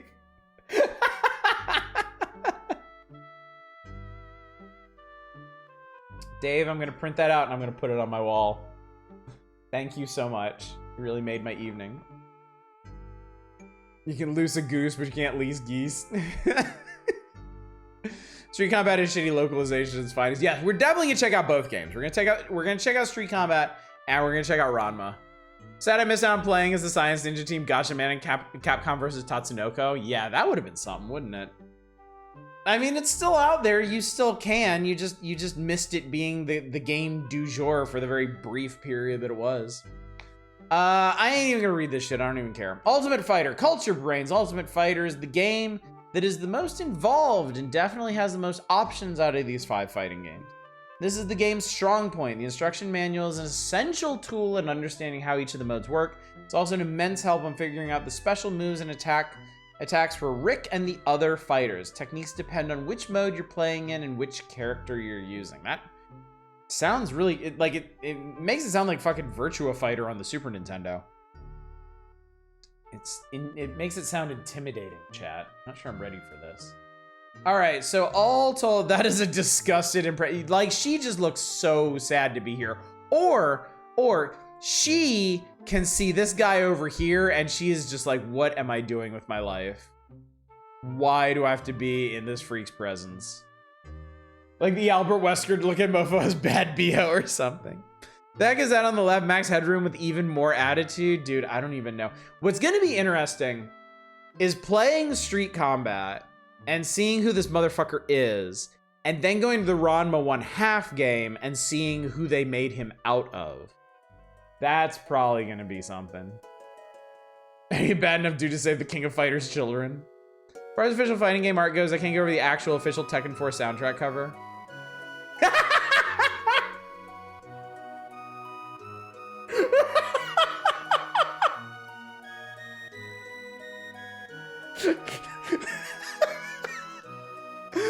Why would you do this? Why would anybody do this? Holy shit. Oh my god.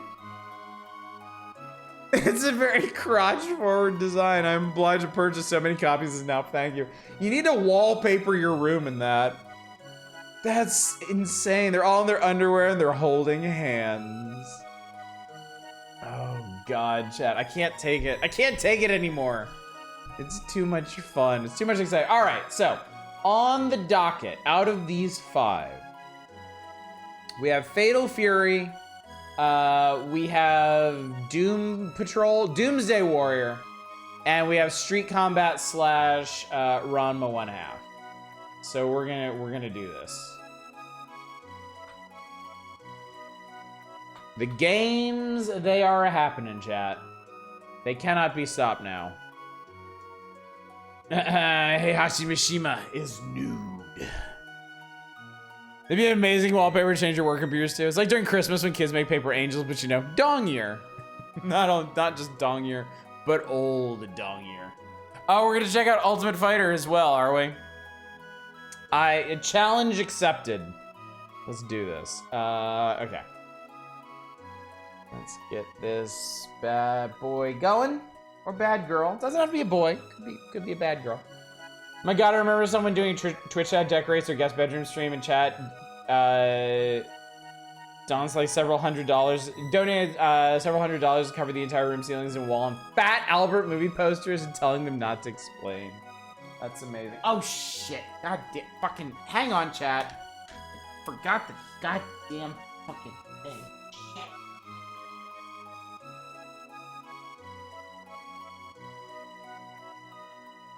I don't know why I do this, chat.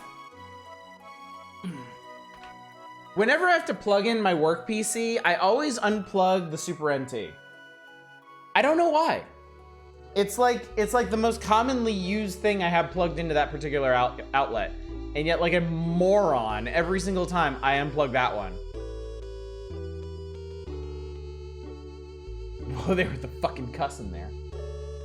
All right, hang on, Super Adventure Island. We got work to do.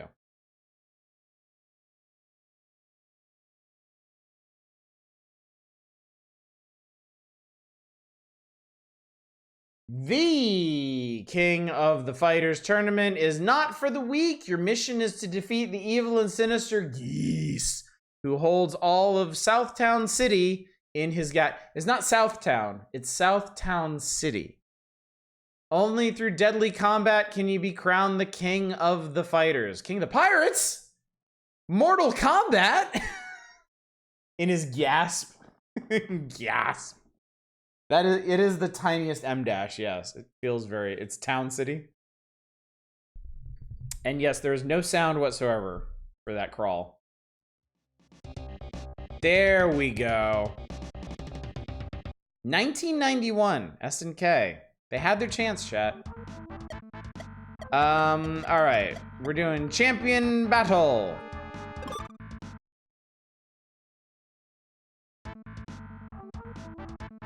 Well, I mean, I obviously have to play Terry. Like, if you're not playing Terry, what the fuck are you doing with your life? We got West Subway, we got Sound Beach, we got Howard Arena, and we got the Pow Pow Cafe.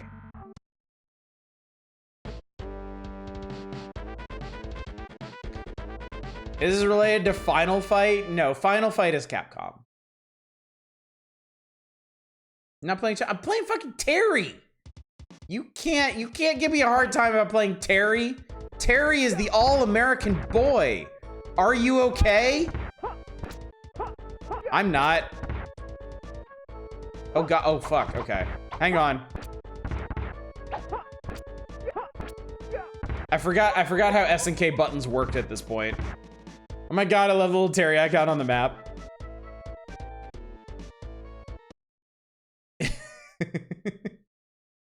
Did you just grab onto the health bar? No, there are bars up there at the top of the cafe. He grabbed onto one of those. Hello, wave! Did you like fuck off or something?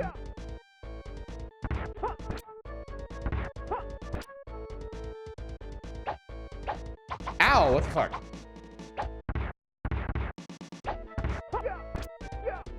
Haha, I've cheesed you.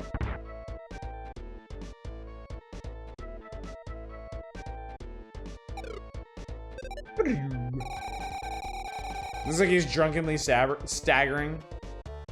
This whole 10 frames of animation, yeah. It becomes immediately apparent why this didn't catch on over... Why this didn't catch on over Street Fighter. Like, it is incredibly obvious.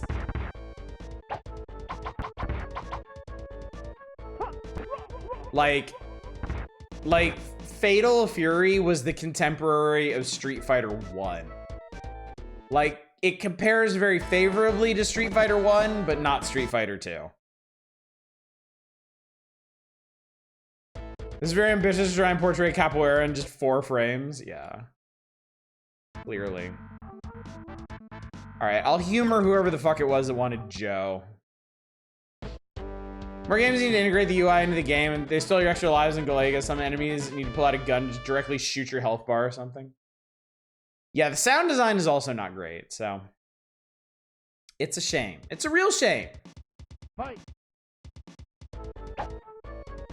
Can you Hurricane? I really shouldn't have picked this guy first. His attacks hit, like, everywhere. Oh, I could just do this. Oh, but he can just do that. Richard Meyer, you piece of shit! Why do he has a dangle ball? Because he wants you staring at it. The dude isn't even taking steps, he's just skiing. Also, there's significant load times on this. I mean, this is an SNES game, for Christ's sake. Street Fighter looks and sounds better than this and has no load times.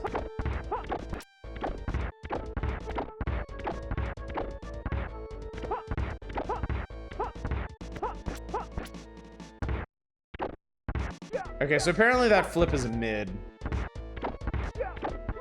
I'm just gonna cheese these fuckers, I don't even care. Footsies! Tied a lemon around his belt as was the style of the time.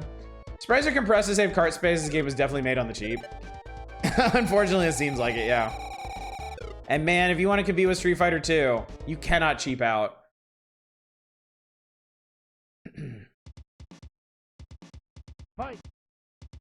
Made on the cheap is SNK.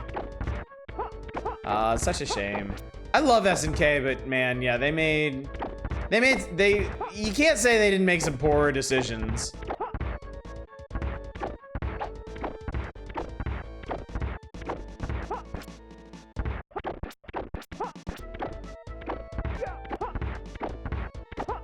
You think maybe I can beat the entire game like this?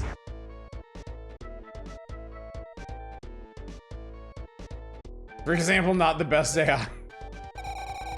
We'll put it to the test, okay? We're gonna put this AI through its paces. And by paces, I mean I'm going to slide kick it forever. All right, I'll be the champ if I can keep up this rhythm. Haha. Thai boxing looks interesting.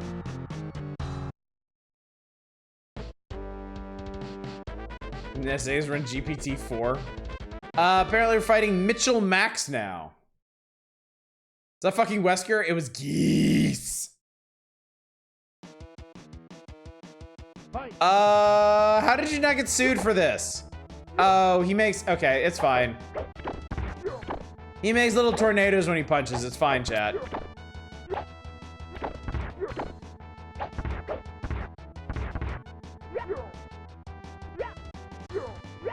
He does it so much faster than I do. God damn it. That's Thai boxing is as if he was considering ordering it for a Thai restaurant.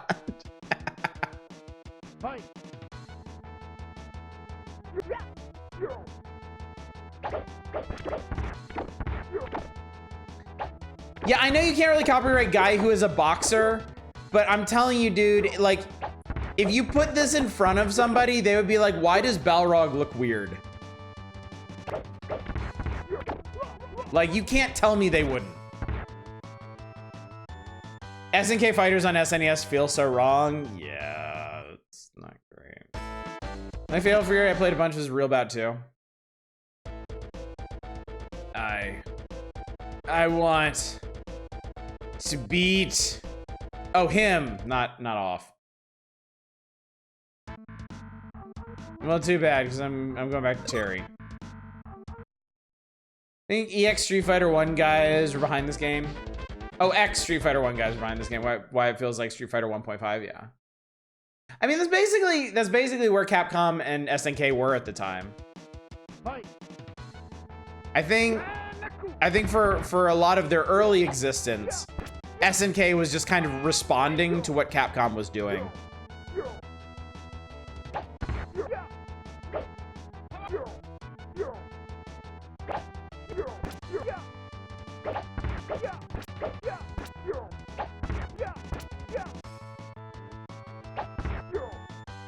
Michael Max, you piece of shit!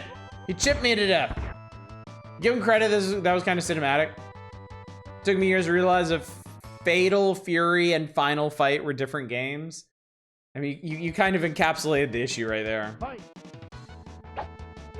If that alternate universe we were talking about, everyone would call it Crapcom.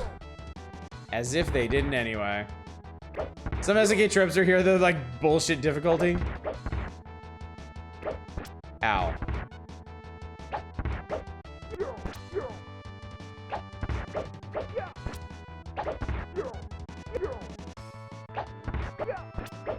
Ow, Michael Max, you piece of shit. Whoa.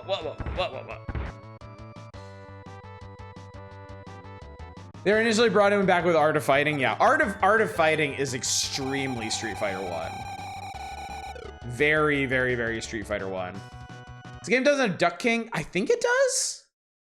I think it does. Isn't he one of the guys you have to fight before you get to Geese? Along with Billy Kane? When did Fatal Fury start to gain its identity? Maybe with 2? Or maybe with Special Bout.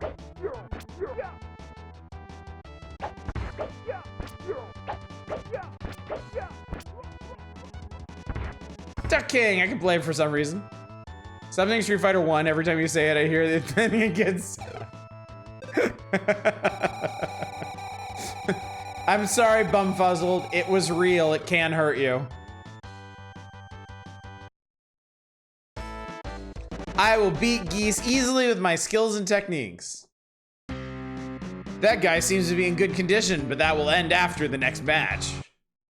because we're going to the happy place. What's the happy place?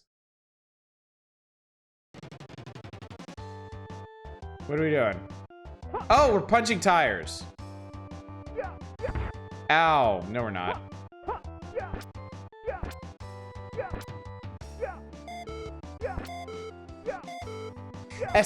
SNK couldn't afford the whole car. They just have the tires. Ow. What's up, Big Sig? Terry the Legend, you know it. From humble beginnings. Real Bout Fatal Fury is where I went to the 2 lanes, I think. Yeah, that was a big change. Having lanes helped set the early SNK fighters apart. Terry Bogard versus Tung Furu. I've been great, Big Sig. Hope you're doing well as well. Having a lovely evening, chilling, playing Nintendo Power. Finally getting to more actual fighting games, which is pretty exciting. Power Wave. Power Wave. Oh God, he hulked. Oh Lord, he hulked out. Now I'm going to die. Now death is certain.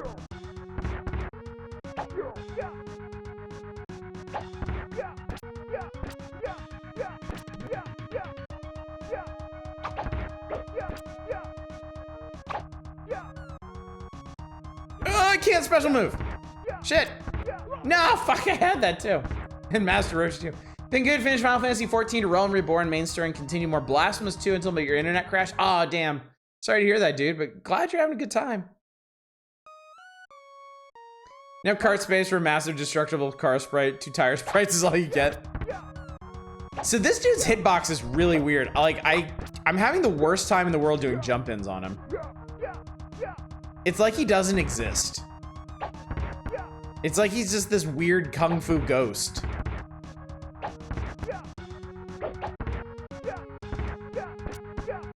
Does he have rising tackle?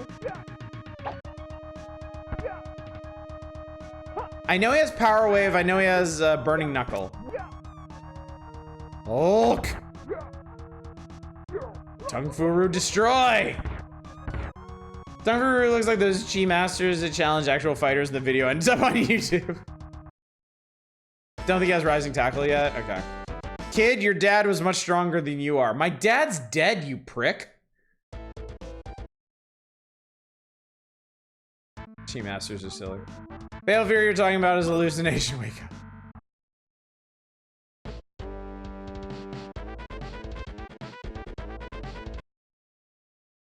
When a mother duck king asshole.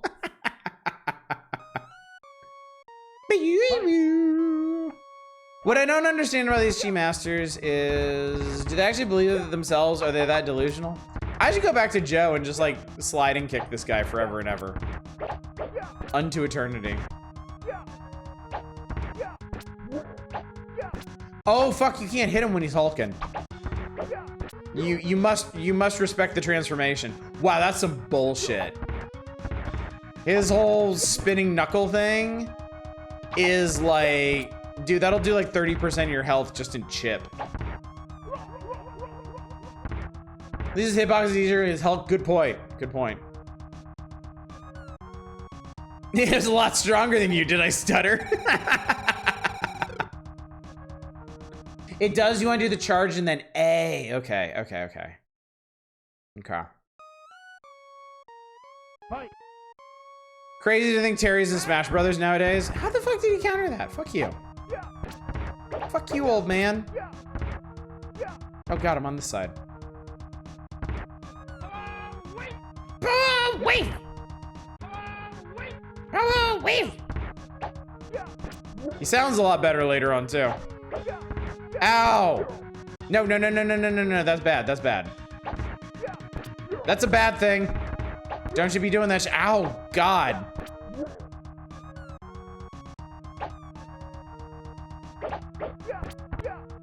Like, it's not even him, like, hulking out. It's him King Konging out. Blah! Nintendo A or Xbox A?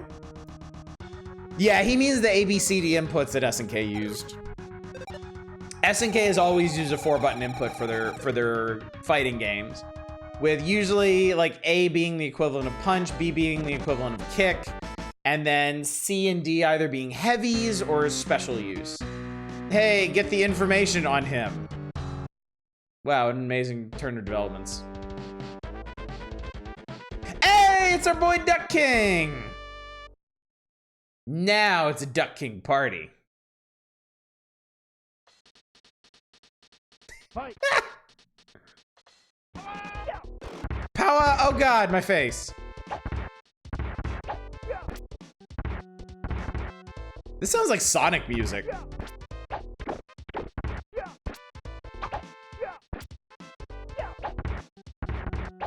Like, I feel like I'm in the Hydra zone. How he fight in Hammer Pants? Not well, apparently. This is the first time I've taken the first round on somebody. Fucking A, the button mapping in Soul Calibur 2 could use ABXY, but based on where it would have been on arcade, not on the actual controller mapping. Ew, gross. Is there a Bubsy versus fighter? No brutal paws of fury. Does that count? Then no. Fight. I regret to inform you the answer is no. Oh god. He's learning.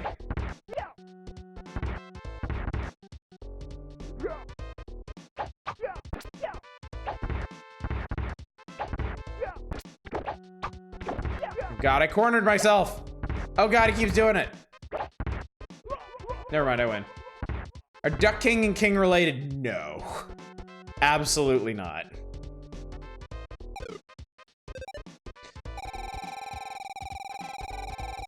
Both were super influenced by New Jack Swing in the 90s. It was all, as we all know, New Jack Swing was born from yacht rock. Did you think you could beat me? Go home. Terry Bogard. I didn't know Bogard had a son. Bonus time. Are people gonna lob bricks at us this time? Because we can't afford a pile of bricks.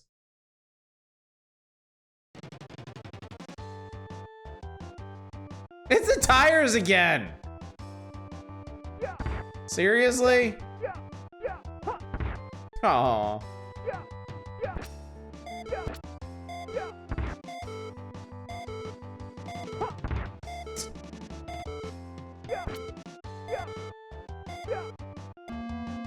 Boo. That's all they had card space for. And God King is too classy to be related to that riffraff. And geese fall under Duck King's domain. Not in this case. Geese is the top of the flock in this. The Happy Park. Huajai. Also, it's wonderful to meet another sophisticated King appreciator. King is far and away my favorite SNK character. Did they wait, hold a tick. Did they bring this guy back in bring this guy back in KOF 13?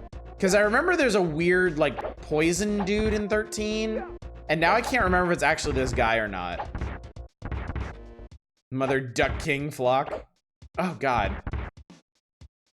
Oh god, he's tiger kneeing me. Tiger uppercutting. Well, I guess he's not tiger uppercutting. Wait, what? That hit him! There was a hit indicator on that and everything. Sonic Adventure is more like pop punk and jazz hop that the music took from. Okay, he was? Okay, cool. I wasn't going insane here.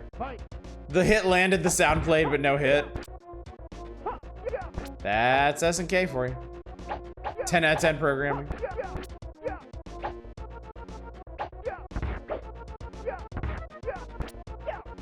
Oh shit, he's got crack shot in this. I don't even know how I did that.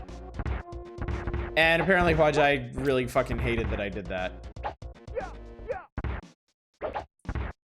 Is that real butt shop? No, it's real bout shop. For some reason, they really like the Turner phrase, real bout. You don't hear the term bout very often, outside of like boxing, I guess. But SNK, man, they love their bouts. They all bout it.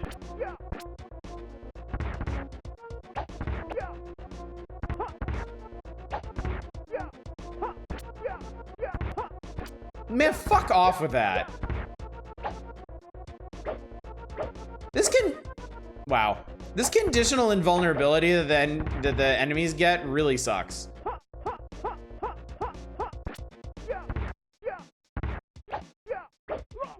Wow, Terry cries when he gets dizzied. Roundabout here, it said a lot. Correct shot is down, back, charge, up, forward, B. Okay.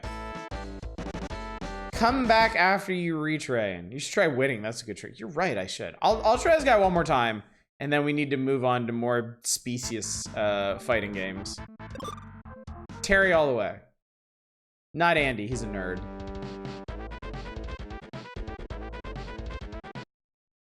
We need to see Billy. We don't need to see Billy. Billy's fine right where he is. Fight. There are only 3 playable characters in this. Yes, you cannot play as Duck King or Hua Jai or... Man, fuck this guy, seriously. That's such an annoying gimmick. I mean, I'll give him a little credit. It's interesting that these characters have that dramatic of a gimmick, but it's also annoying as hell. Not something I want to deal with. It wouldn't be hard to make them playable. I don't know, dude. I couldn't tell you. I don't know what the logic is going to these things. SNK is gonna pay for more characters to have controls. This is an art of fighting or more narrative based. You're limited in who you can play as. Oh yeah, I guess they were more story based, right?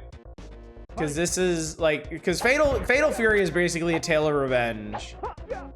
The Bogard brothers and their best friend Joe Higashi taking revenge on Geese Howard, what killed their pappy. And then Art of Fighting is basically Ryo's story, yeah. Him seeking to be the most prove the power of his martial art. Him and Robert, right? In Art of Fighting, you can play as Ryo or Robert, I think. I really need you to fucking cut that out. I really need you to fucking cut that out. Oh, Ryo's sister is kidnapped. Oh, okay. There you go. Wait, Yuri?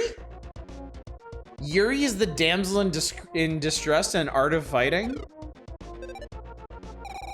You used to play this martial arts game where I remember mostly just training, not playing, just training. Holy shit, I didn't know that. Look at her now. Smacking ass with the best of them. I cannot lose until I take revenge for my father's death. Wow, who will fight against him next?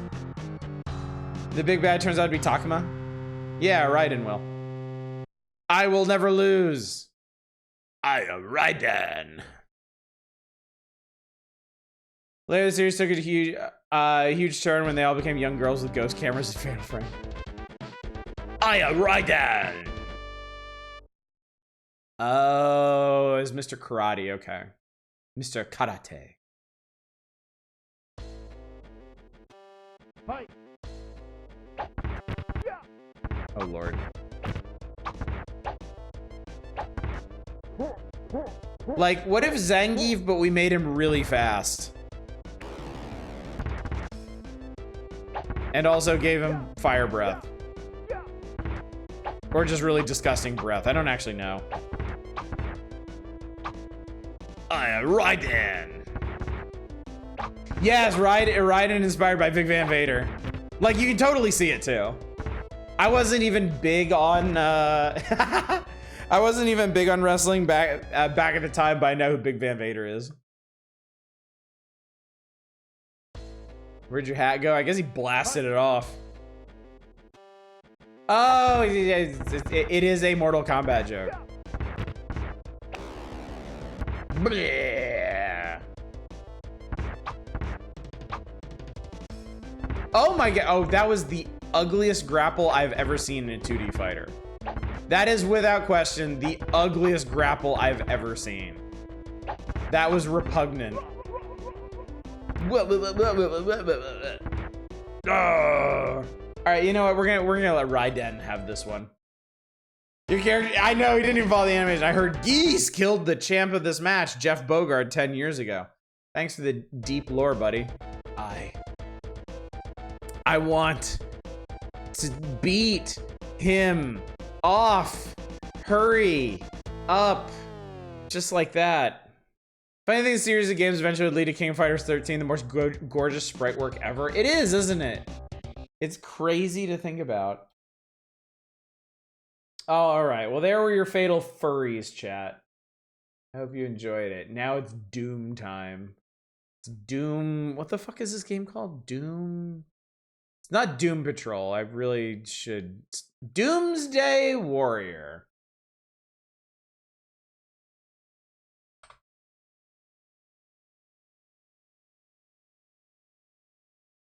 There we go. Here we go. Very purple. I see something, chat. Still a long way away. Now it's very flat.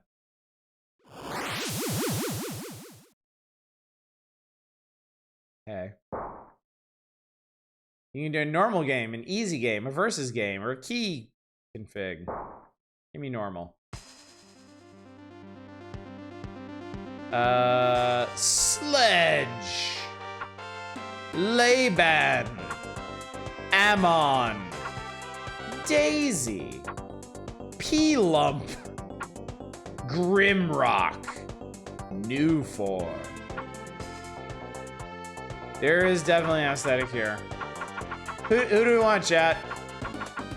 P-Lump or Riot? Can't argue with that.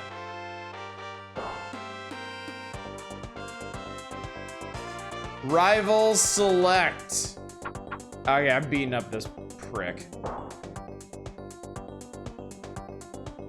P-Lump, Fat Bomber versus Ammon, Heavy Metal King. This game is rude. This game's got that rude 2 to the 90s, chat. Okay. Okay. Oh boy. Oh boy. How'd you do that, you piece of shit? Stop doing that.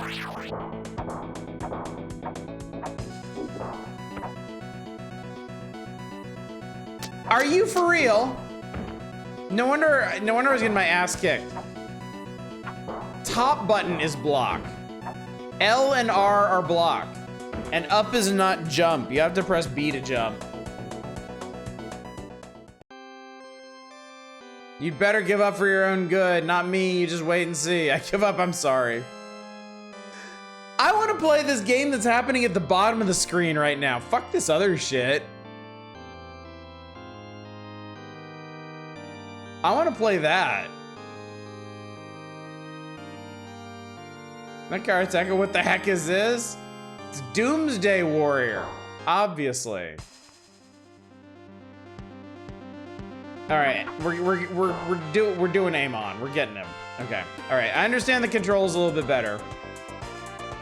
Let's see if P-Lump can win the jump in game.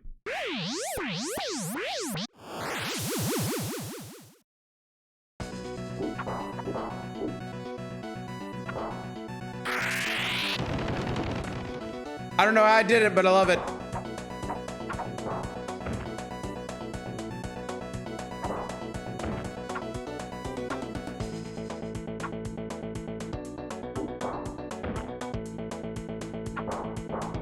Yeah, this guy's just devouring the lead I had on him.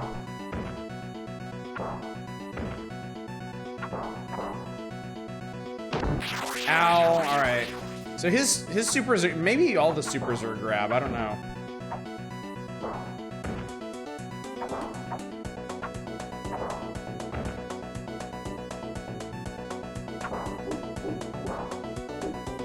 Ah, there, okay, there we go. Ah, fuck.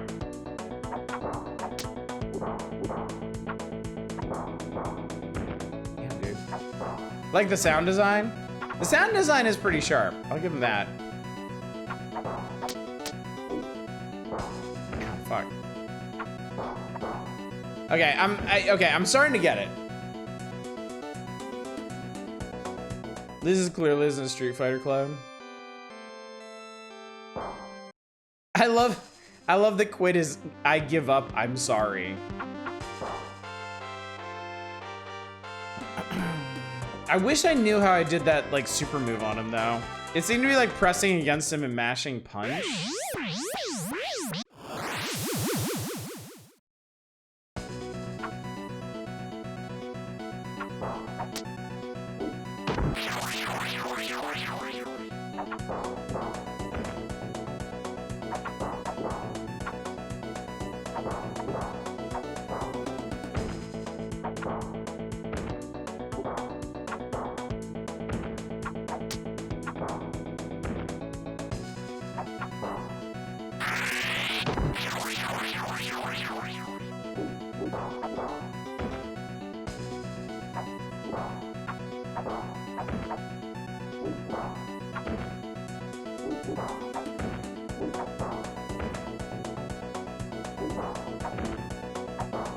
Damn it. I don't think I'm gonna be able to win this if I don't know how to do the super moves. Game has regenerating health, but only up to your current health tank. Oh, that's interesting.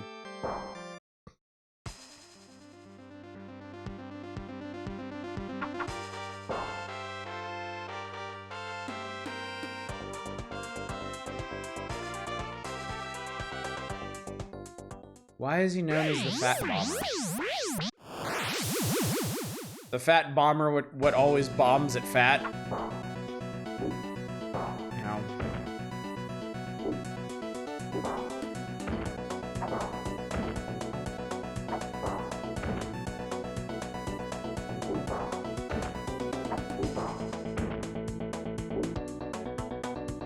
There we go. All right.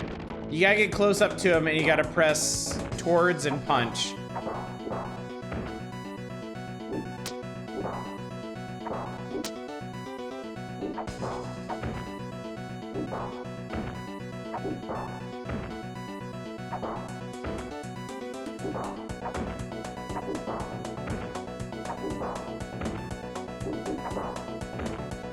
Think that'd be days to throw them. Shit. I keep missing it. Oh, I see the regenerating health, yeah.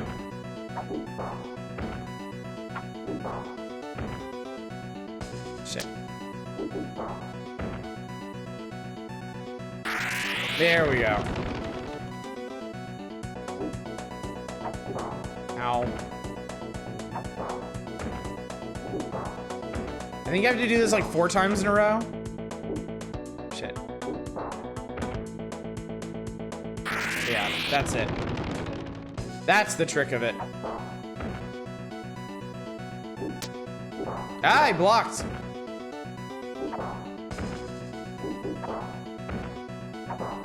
What the? How the fuck? Oh shit, dude. Ah! God damn it! A more competent game could be a very interesting mechanic. Here's just a weird thing you're not gonna be able to take advantage of. This is not the worst of the batch. All right, I'm gonna try one more time. I would love to just kill one person in this game. And then declare myself the ultimate victor of all time and space. Please, let's see Metal Guy. All right. After this, we'll do a quick round as Metal Guy.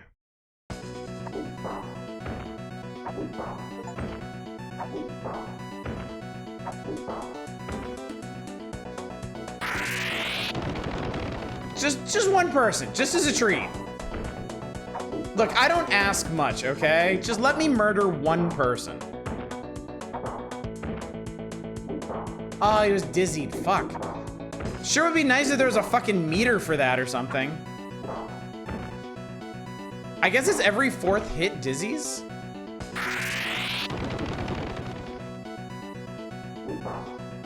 One, 2, 3. Oh no, it's every 3rd hit?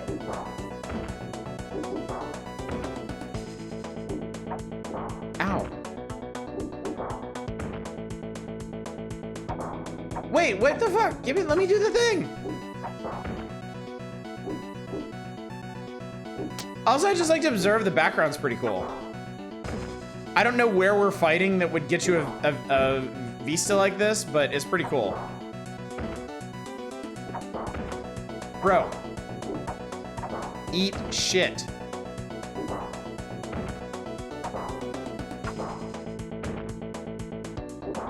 Bro, goddamn.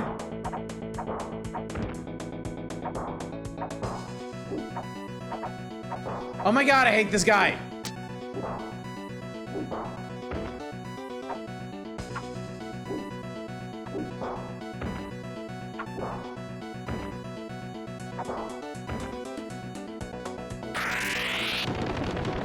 Oh my god, I did it! From Ghostbusters 2, River of Slime below New York City. Oh god. I get a bonus point in arm power, leg power, death power, vital power, soul power. I guess my head is arm power. Okay.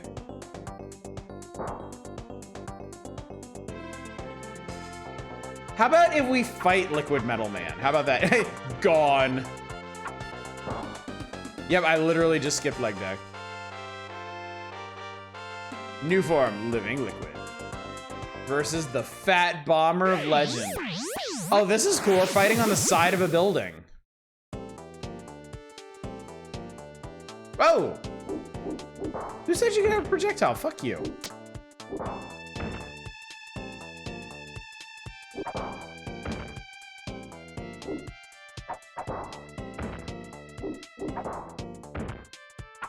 It looks like he's trying to shove something up my ass. It's not liquid metal, that's Gumby.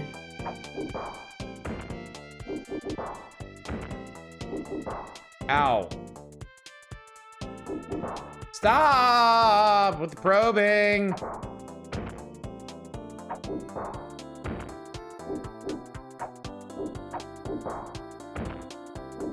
Fuck. How are you supposed to know when they're gonna stagger? This is so annoying.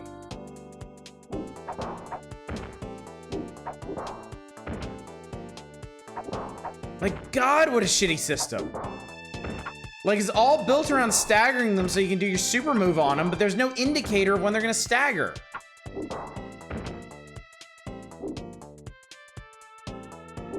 My dude was actually turned around backwards for some reason. He's too smart for me, chat.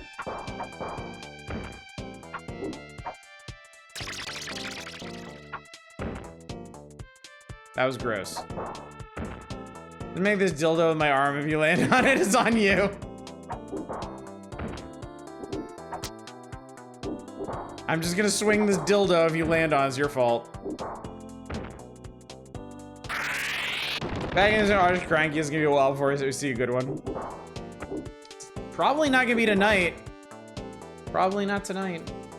New form goes for gold. Oh, he's Japanese. That makes no sense. All right, well that's definitely enough of that. That's great. I do love this little animation though. That's super charming. All right, next up. All right, we're gonna do the street combat shuffle. We're gonna talk about the Japanese and their theories on tentacles.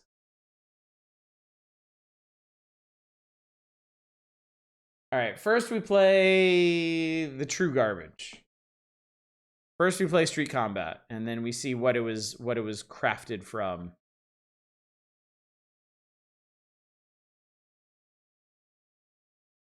Damn, dude. Street Combat is tucked in right over Street Fighter Alpha 2 and Street Fighter 2. You're in good company, at least.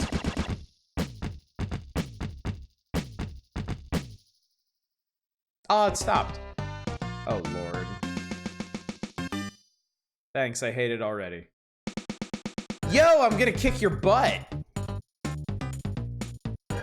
I'll show you some new tricks.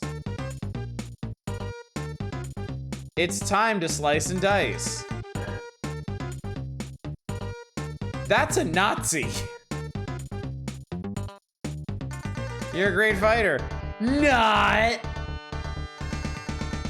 Prepare for doom, chump. Let's get it on. Get it on! Oh, I hate this. Oh, I hate this. Oh, I hate this. Oh, I really hate this. I hate everything about this.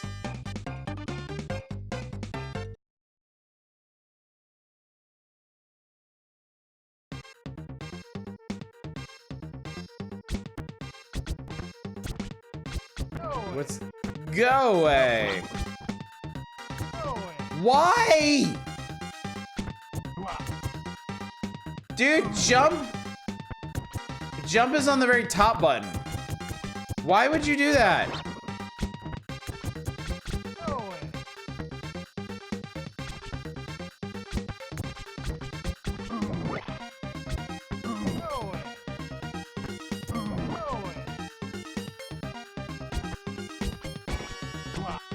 Press AB button to go more up here. It's more like a Western PC game. It really does. I kick high. I kick high. Ow, I think you flipped me. I think you flipped me off, in a sense. Tyrone! Bleh. Player 1 is the winner. Like, I feel like I'm playing some bizarre fighting game adaptation from a point-and-click adventure.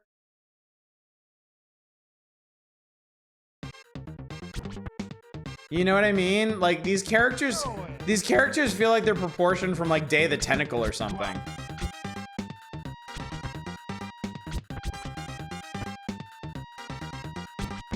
Was that a guy that Steven was a cool buff lady? No. I only saw one lady in that intro crawl. Blah.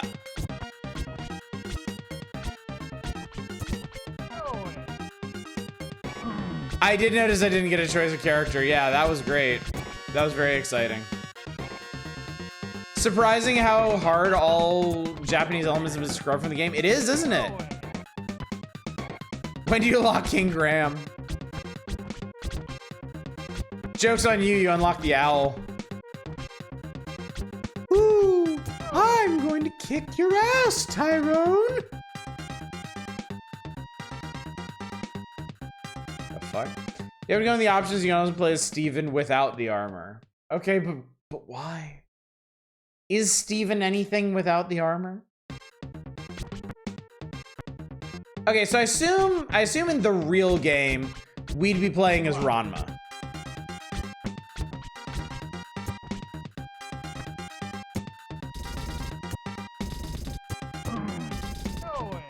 Is this Hadouken me? Fuck off.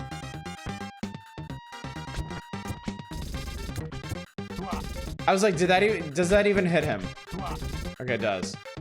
At least Ranma can be a lady.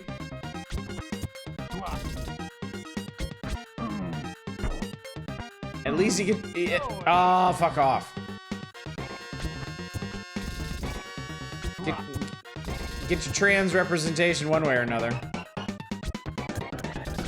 Could you please just die? This is not a difficult request. Oh, he just what? Bop, bop, bop, bop, bop. Yeah, what the fuck is here? With which one?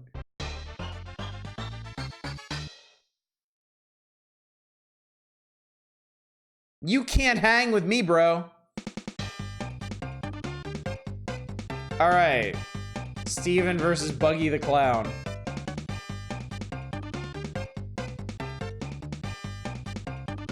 I hope this goes all the way to the end of the Tyrone saga. Dozo. His... What? Oh my god, I see it.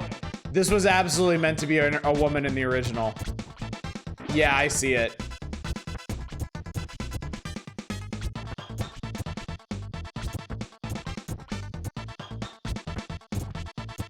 I'm sorry, would Dozo have been too sexy as a woman? Is that the takeaway here? Better not awaken anything in me. Armored form is male Ranma. Okay.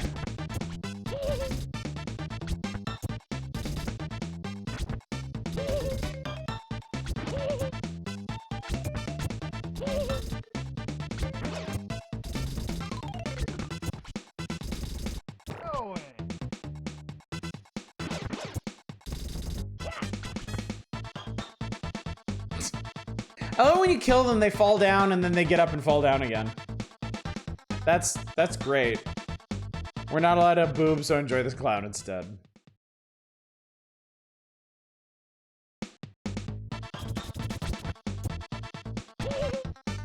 It's 2 a.m. and I'm watching someone on the internet fist a clown. What else are you gonna do with your time? Don't try to tell me it's valuable or something.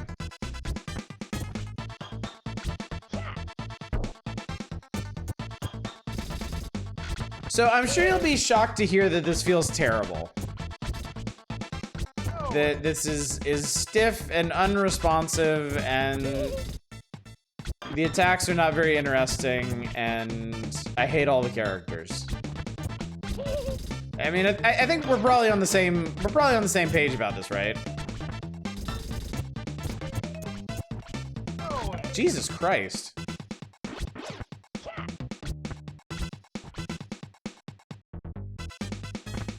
It also looks and sounds terrible, too. Amazing. Dozo got me.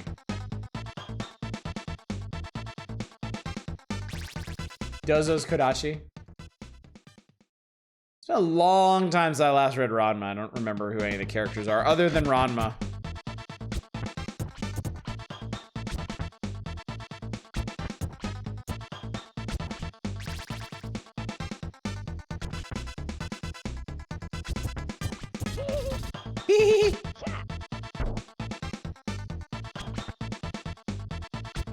I do not enjoy getting yeeted by the clown.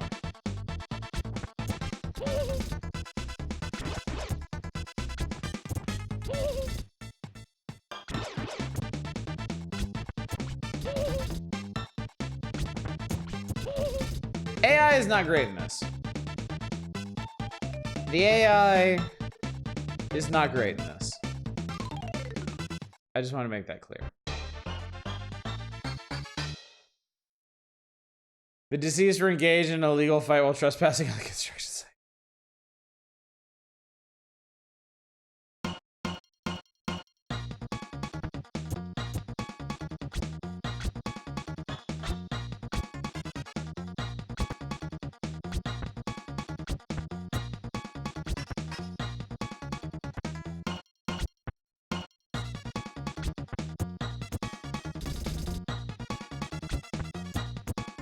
Fuck you, I guess, happy?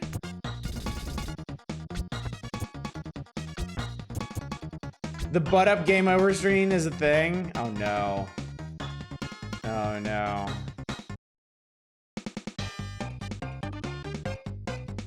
Music is too hype, but I have no idea what's happening, nor what I'm seeing.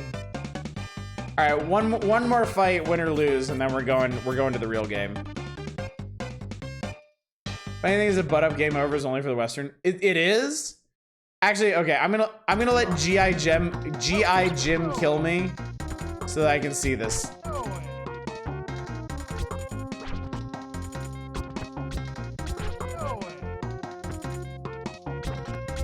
Yeah, this is totally me letting him win, chat.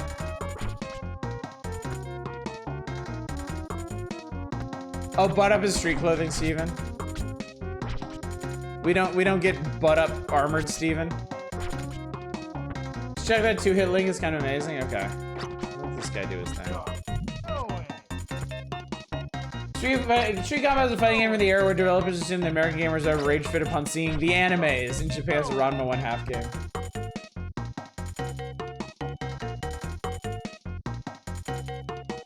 Oh wow. Oh god. Oh lord.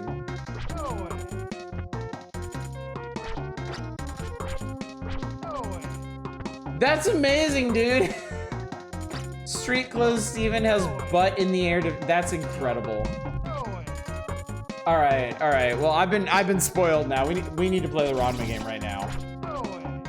We gotta do this. What a repugnant game. What a just absolute piece of shit.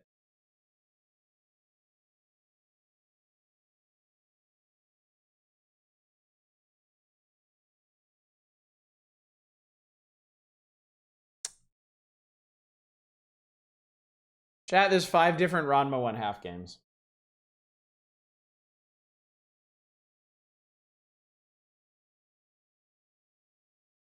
Ranma 1/2 Chonai Gekitohen. Okay, I found it. Okay, we got it.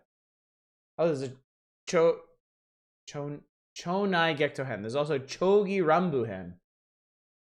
Or that's like a sequel or something. That's 2.5 Ranmas.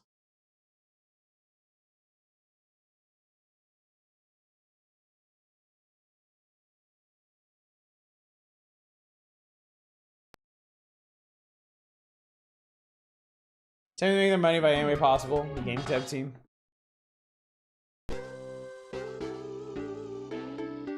$19.92.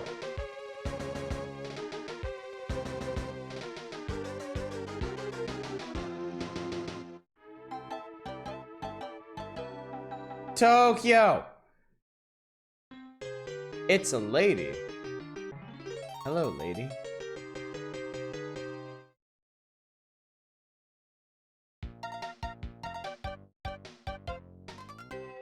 I can't read that. Okay, this is okay. So, lady, that's a clown.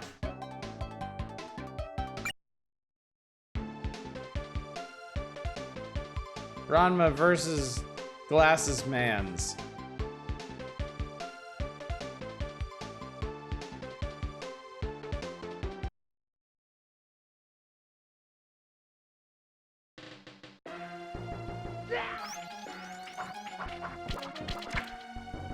So Glasses Man is Tyrone.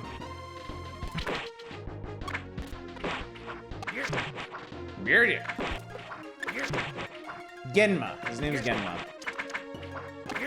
Oh my god, they bleed in this.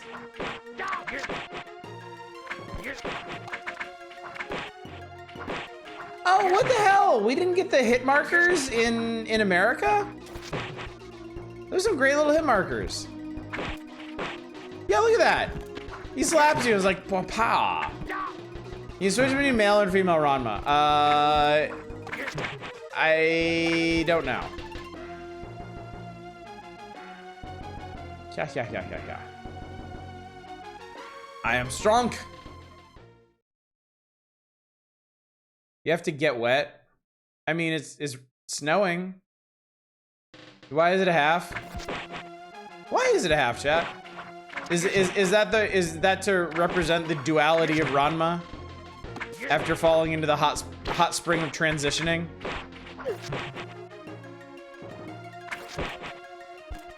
You can't change. It's like a separate character select, right?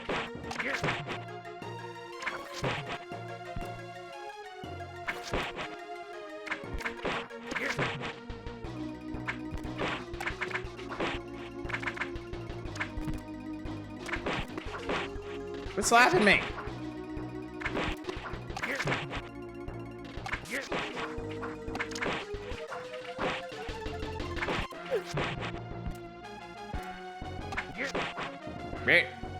Bit. Kya.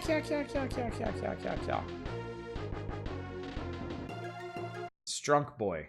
Can I spend one more time making these character animations? Yeah, definitely. Ranma 1/2 can't gender swap. They did not understand the assignment. This is Ranma 0. Ranma versus Lady.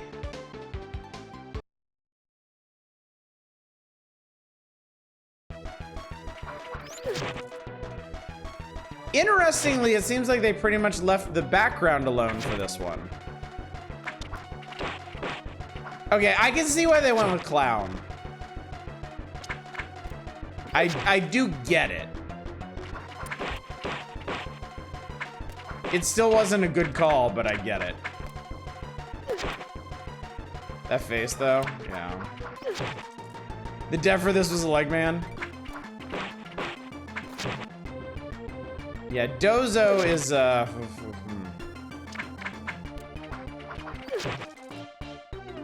I have any special moves?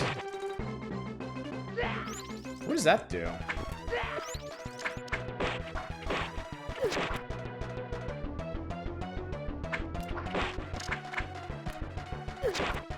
Jesus Christ. Give Dozo a pretty impressive package, though. Good for him. It was interesting to see this clown make those sorts of moves.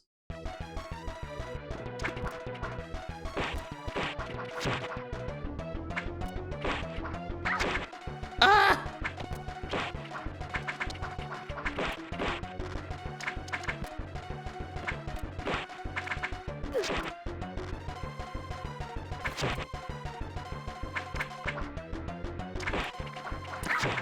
Yeah.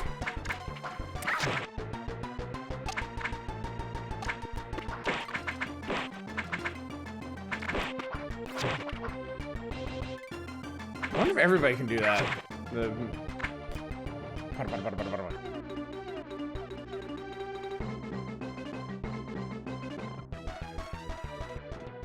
I have to see the bonus game. Once we see the bonus game, we can move on.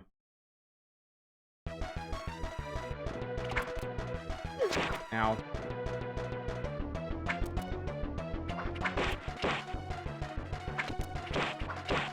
On a zero scale, Shaq Fu to Time Killers, how does this game rank? It's not great. Like, the American, oh fuck. The American version didn't play great, and neither does this one. It animates better. It looks and sounds better, but it's still not a very good fighting game, unfortunately.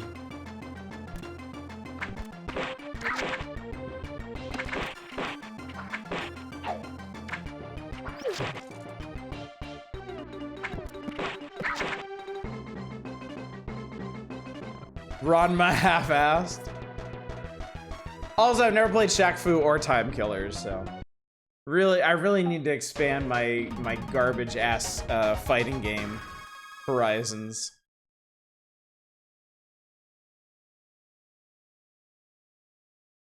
You will be playing Shaq Fu. Oh, I know. What the fuck? It's a tiny old man?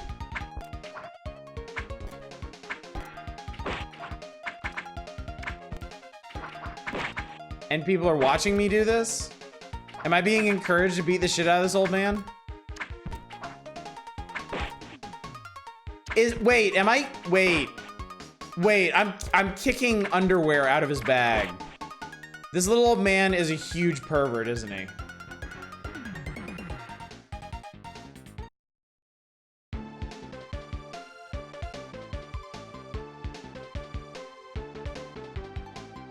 I think I was beating the shit out of him because he stole a bunch of women's underwear. Beat his ass, he's the obligatory creeper. Okay, Elder Bruce testified. Ow, fuck off. That's probably not even a real sword, you dick. Ow. Okay, I'm good on this. This has definitely been an interesting cultural experience, but man.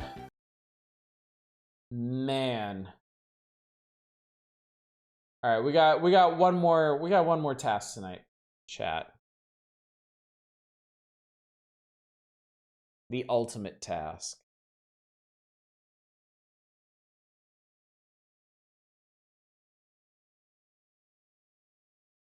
Hey, the Elder Perv trip in anime, it's so creepy.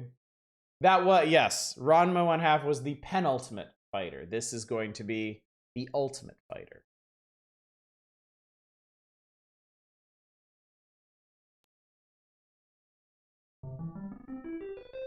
Oh, it's a Final Fantasy game. Nice. Oh, never mind.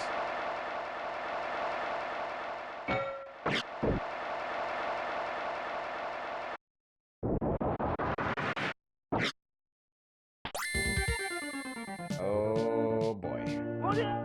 Booyah! Culture brain press exit out. Nice frame of animation. Oh, I know this music. They're so proud of their single frames of animation. They have an animation mode. I gotta know the story in this. Yeah, we're starting it. Fighting! Difficulties, yes.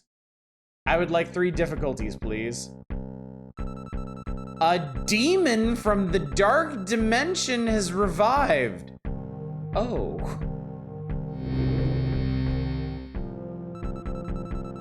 His eyes are filled with the need of revenge, and there is a raging black aura about him. Well, that's racist. This demon's name is...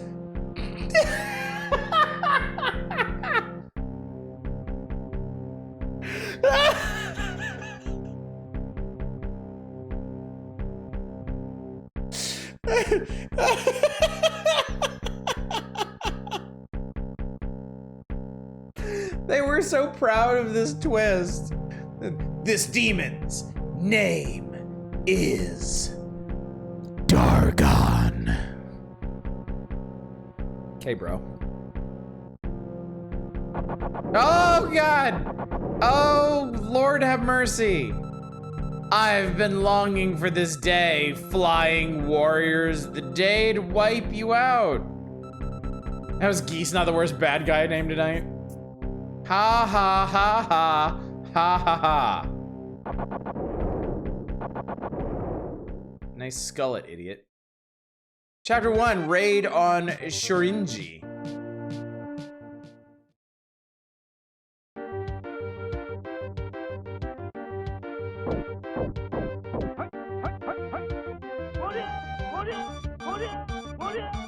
You don't have to scream every time you jump, you know.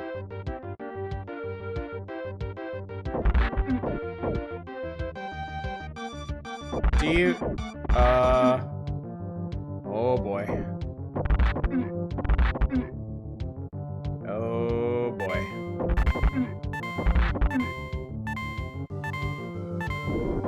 Oh boy.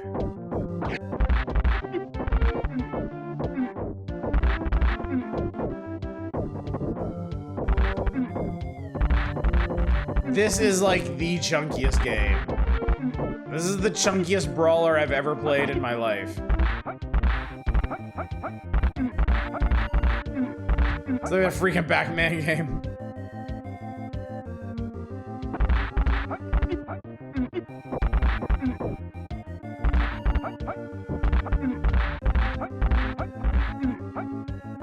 I'm a really big fan of how these guys just manifest out of the ground. Exit go!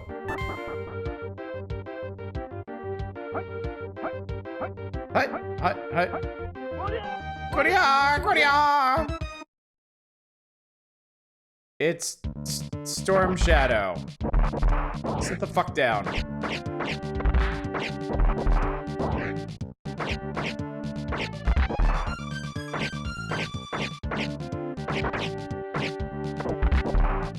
I just brutalized that guy. Like, you can just sit the hell down. Also, my earbuds died, so I can't even enjoy the fanfare of victory. There we go. Yes, this is all I ever wanted. All I ever needed. Oh, that was pretty cool. Is there, like, any reason not to just do that all the time?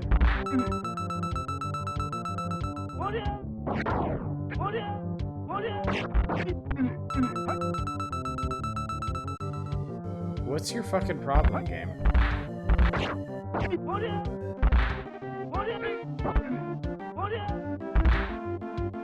Can there be like 1 or 2 more frames of animation somewhere? You would think that, wouldn't you? They seemingly misplaced them.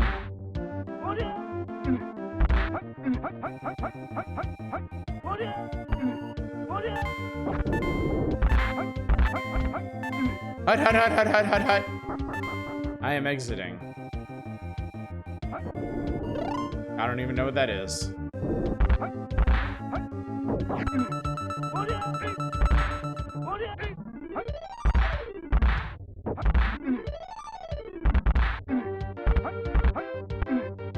I don't know why this game keeps ringing at me. It's destroy the decorative fountain. You monster. These guys are bursting out of the ground, yes. Simon, I didn't know Shorinji had a man of spirit. Come on. Come on, you? Because I'm okay with that. Feels like a video game school project.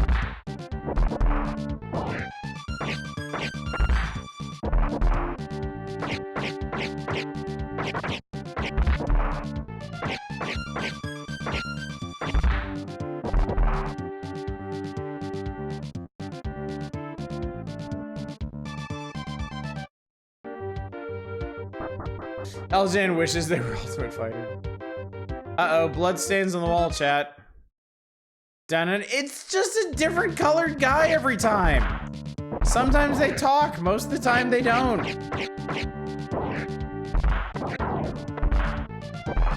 All are thoroughly brutalized with kicks.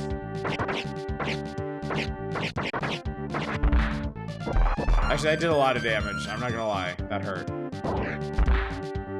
But I think I still won. They're all swappy seconds. They really are, too. Oh my god! You just glide across the ground.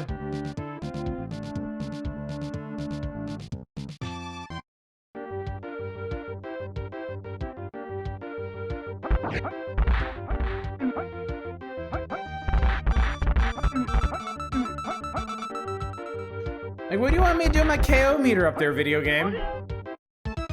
Dun-dun-dun. Wait, this is the first guy we fought. Kido, Shorinji is nothing, I'll smash you.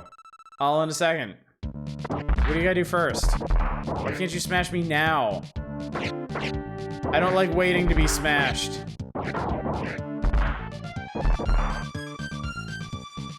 Half the card is his walk animation.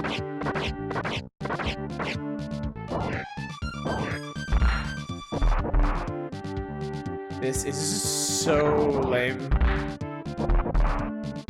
Hear the people in the background? Yeah, I saw that. Oh, this guy caught on fire. Good. We're in like... Oh, Lord.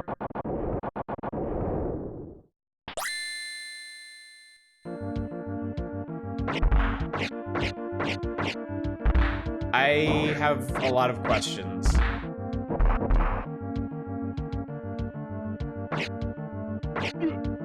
Okay, this guy fucking sucks. All of a sudden, I'm fighting Rush.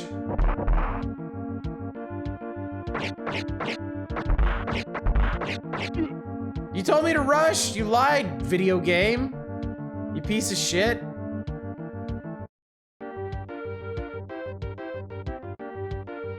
Okay, I'm good.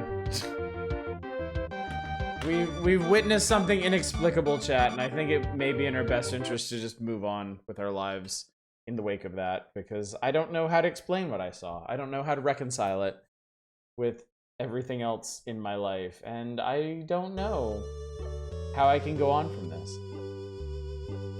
It was too ultimate. Yeah, that was, that sure was an ultimate game, alright. Is that even hinted at in the magazine? It's difficult to explain in chart form how each mode works and how it relates or is different from any other mode. Suffice it to say, playing in Ultimate Fighter's various modes is enough to keep you busy for many hours on end. The options are great. Oh no, they're just talking about game modes like tournament and journey and shit. No, they don't say anything about transforming into a lightsaber wielding Power Ranger. So I definitely didn't see that coming. I don't think anybody else did either.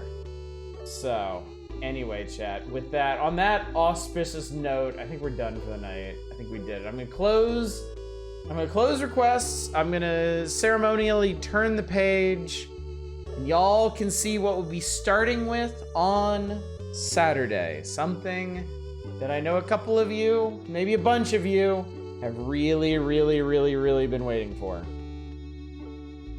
It'd be better if you could transform into a Power Ranger willingly. Say it would if you could, like, when your KO meter charged up, if you could just transform, that'd be awesome. That'd be super cool. So yes, as a reminder, tomorrow night we're doing the Weird Old Wheel. I throw games on the wheel, We spin the wheel. We play what it comes up with. Painfully American Pocky. Yeah, I know. She looks like fucking George Jetson's wife. And then on Saturday, we'll be right here. We're coming back to Pocky and Rocky. Maybe we'll just play Pocky and Rocky the entire night. Maybe we won't. Who can say, really? Jane, his wife, yes. Thank you. No stream on Sunday. I shouldn't need to. I generally don't. And then Monday back to Might and Magic 7. This will be our life for probably the majority of September. Monday, Tuesday, Wednesday, Might and Magic 7. Thursday, Saturday, April 1993 Nintendo Power. And then Fridays will be whatever. It's hard. I don't think you'll spend a whole evening on. Oh, okay. I don't know if I've ever played this, even when I was fucking about with ROMs. I'm not sure I ever gave this one a try, so this will be virgin territory for me. Such as it is. Anyway, chat, with all that said, I could really use some sleep because I am going to the office tomorrow, so let me... God, I opened up a lot of tabs. Hang on, let me just close down, like, all of these. There we go. This is much more manageable. All right, let me go find somebody to raid. Let's see. Thanks for the power. Yes. All right, I am going to send you over to McQueeb. Our dear friend McQueeb is playing Starfield. So I will probably raid and run because I do actually want to play Starfield myself someday. But y'all can enjoy. Ring in the new after enjoying an evening of the old. Anyway, chat, thank you so much for coming out tonight. Thank you for joining me for the triumphant return of the Power Hours. We were only away for a week, but it felt like a month. He's playing Star Fox. But yeah, thanks again for coming out. Hopefully I'll see you tomorrow night for whatever it is the hell we do on Weird Old Wheel Night. But until then, as always, y'all take care. Bye, everybody.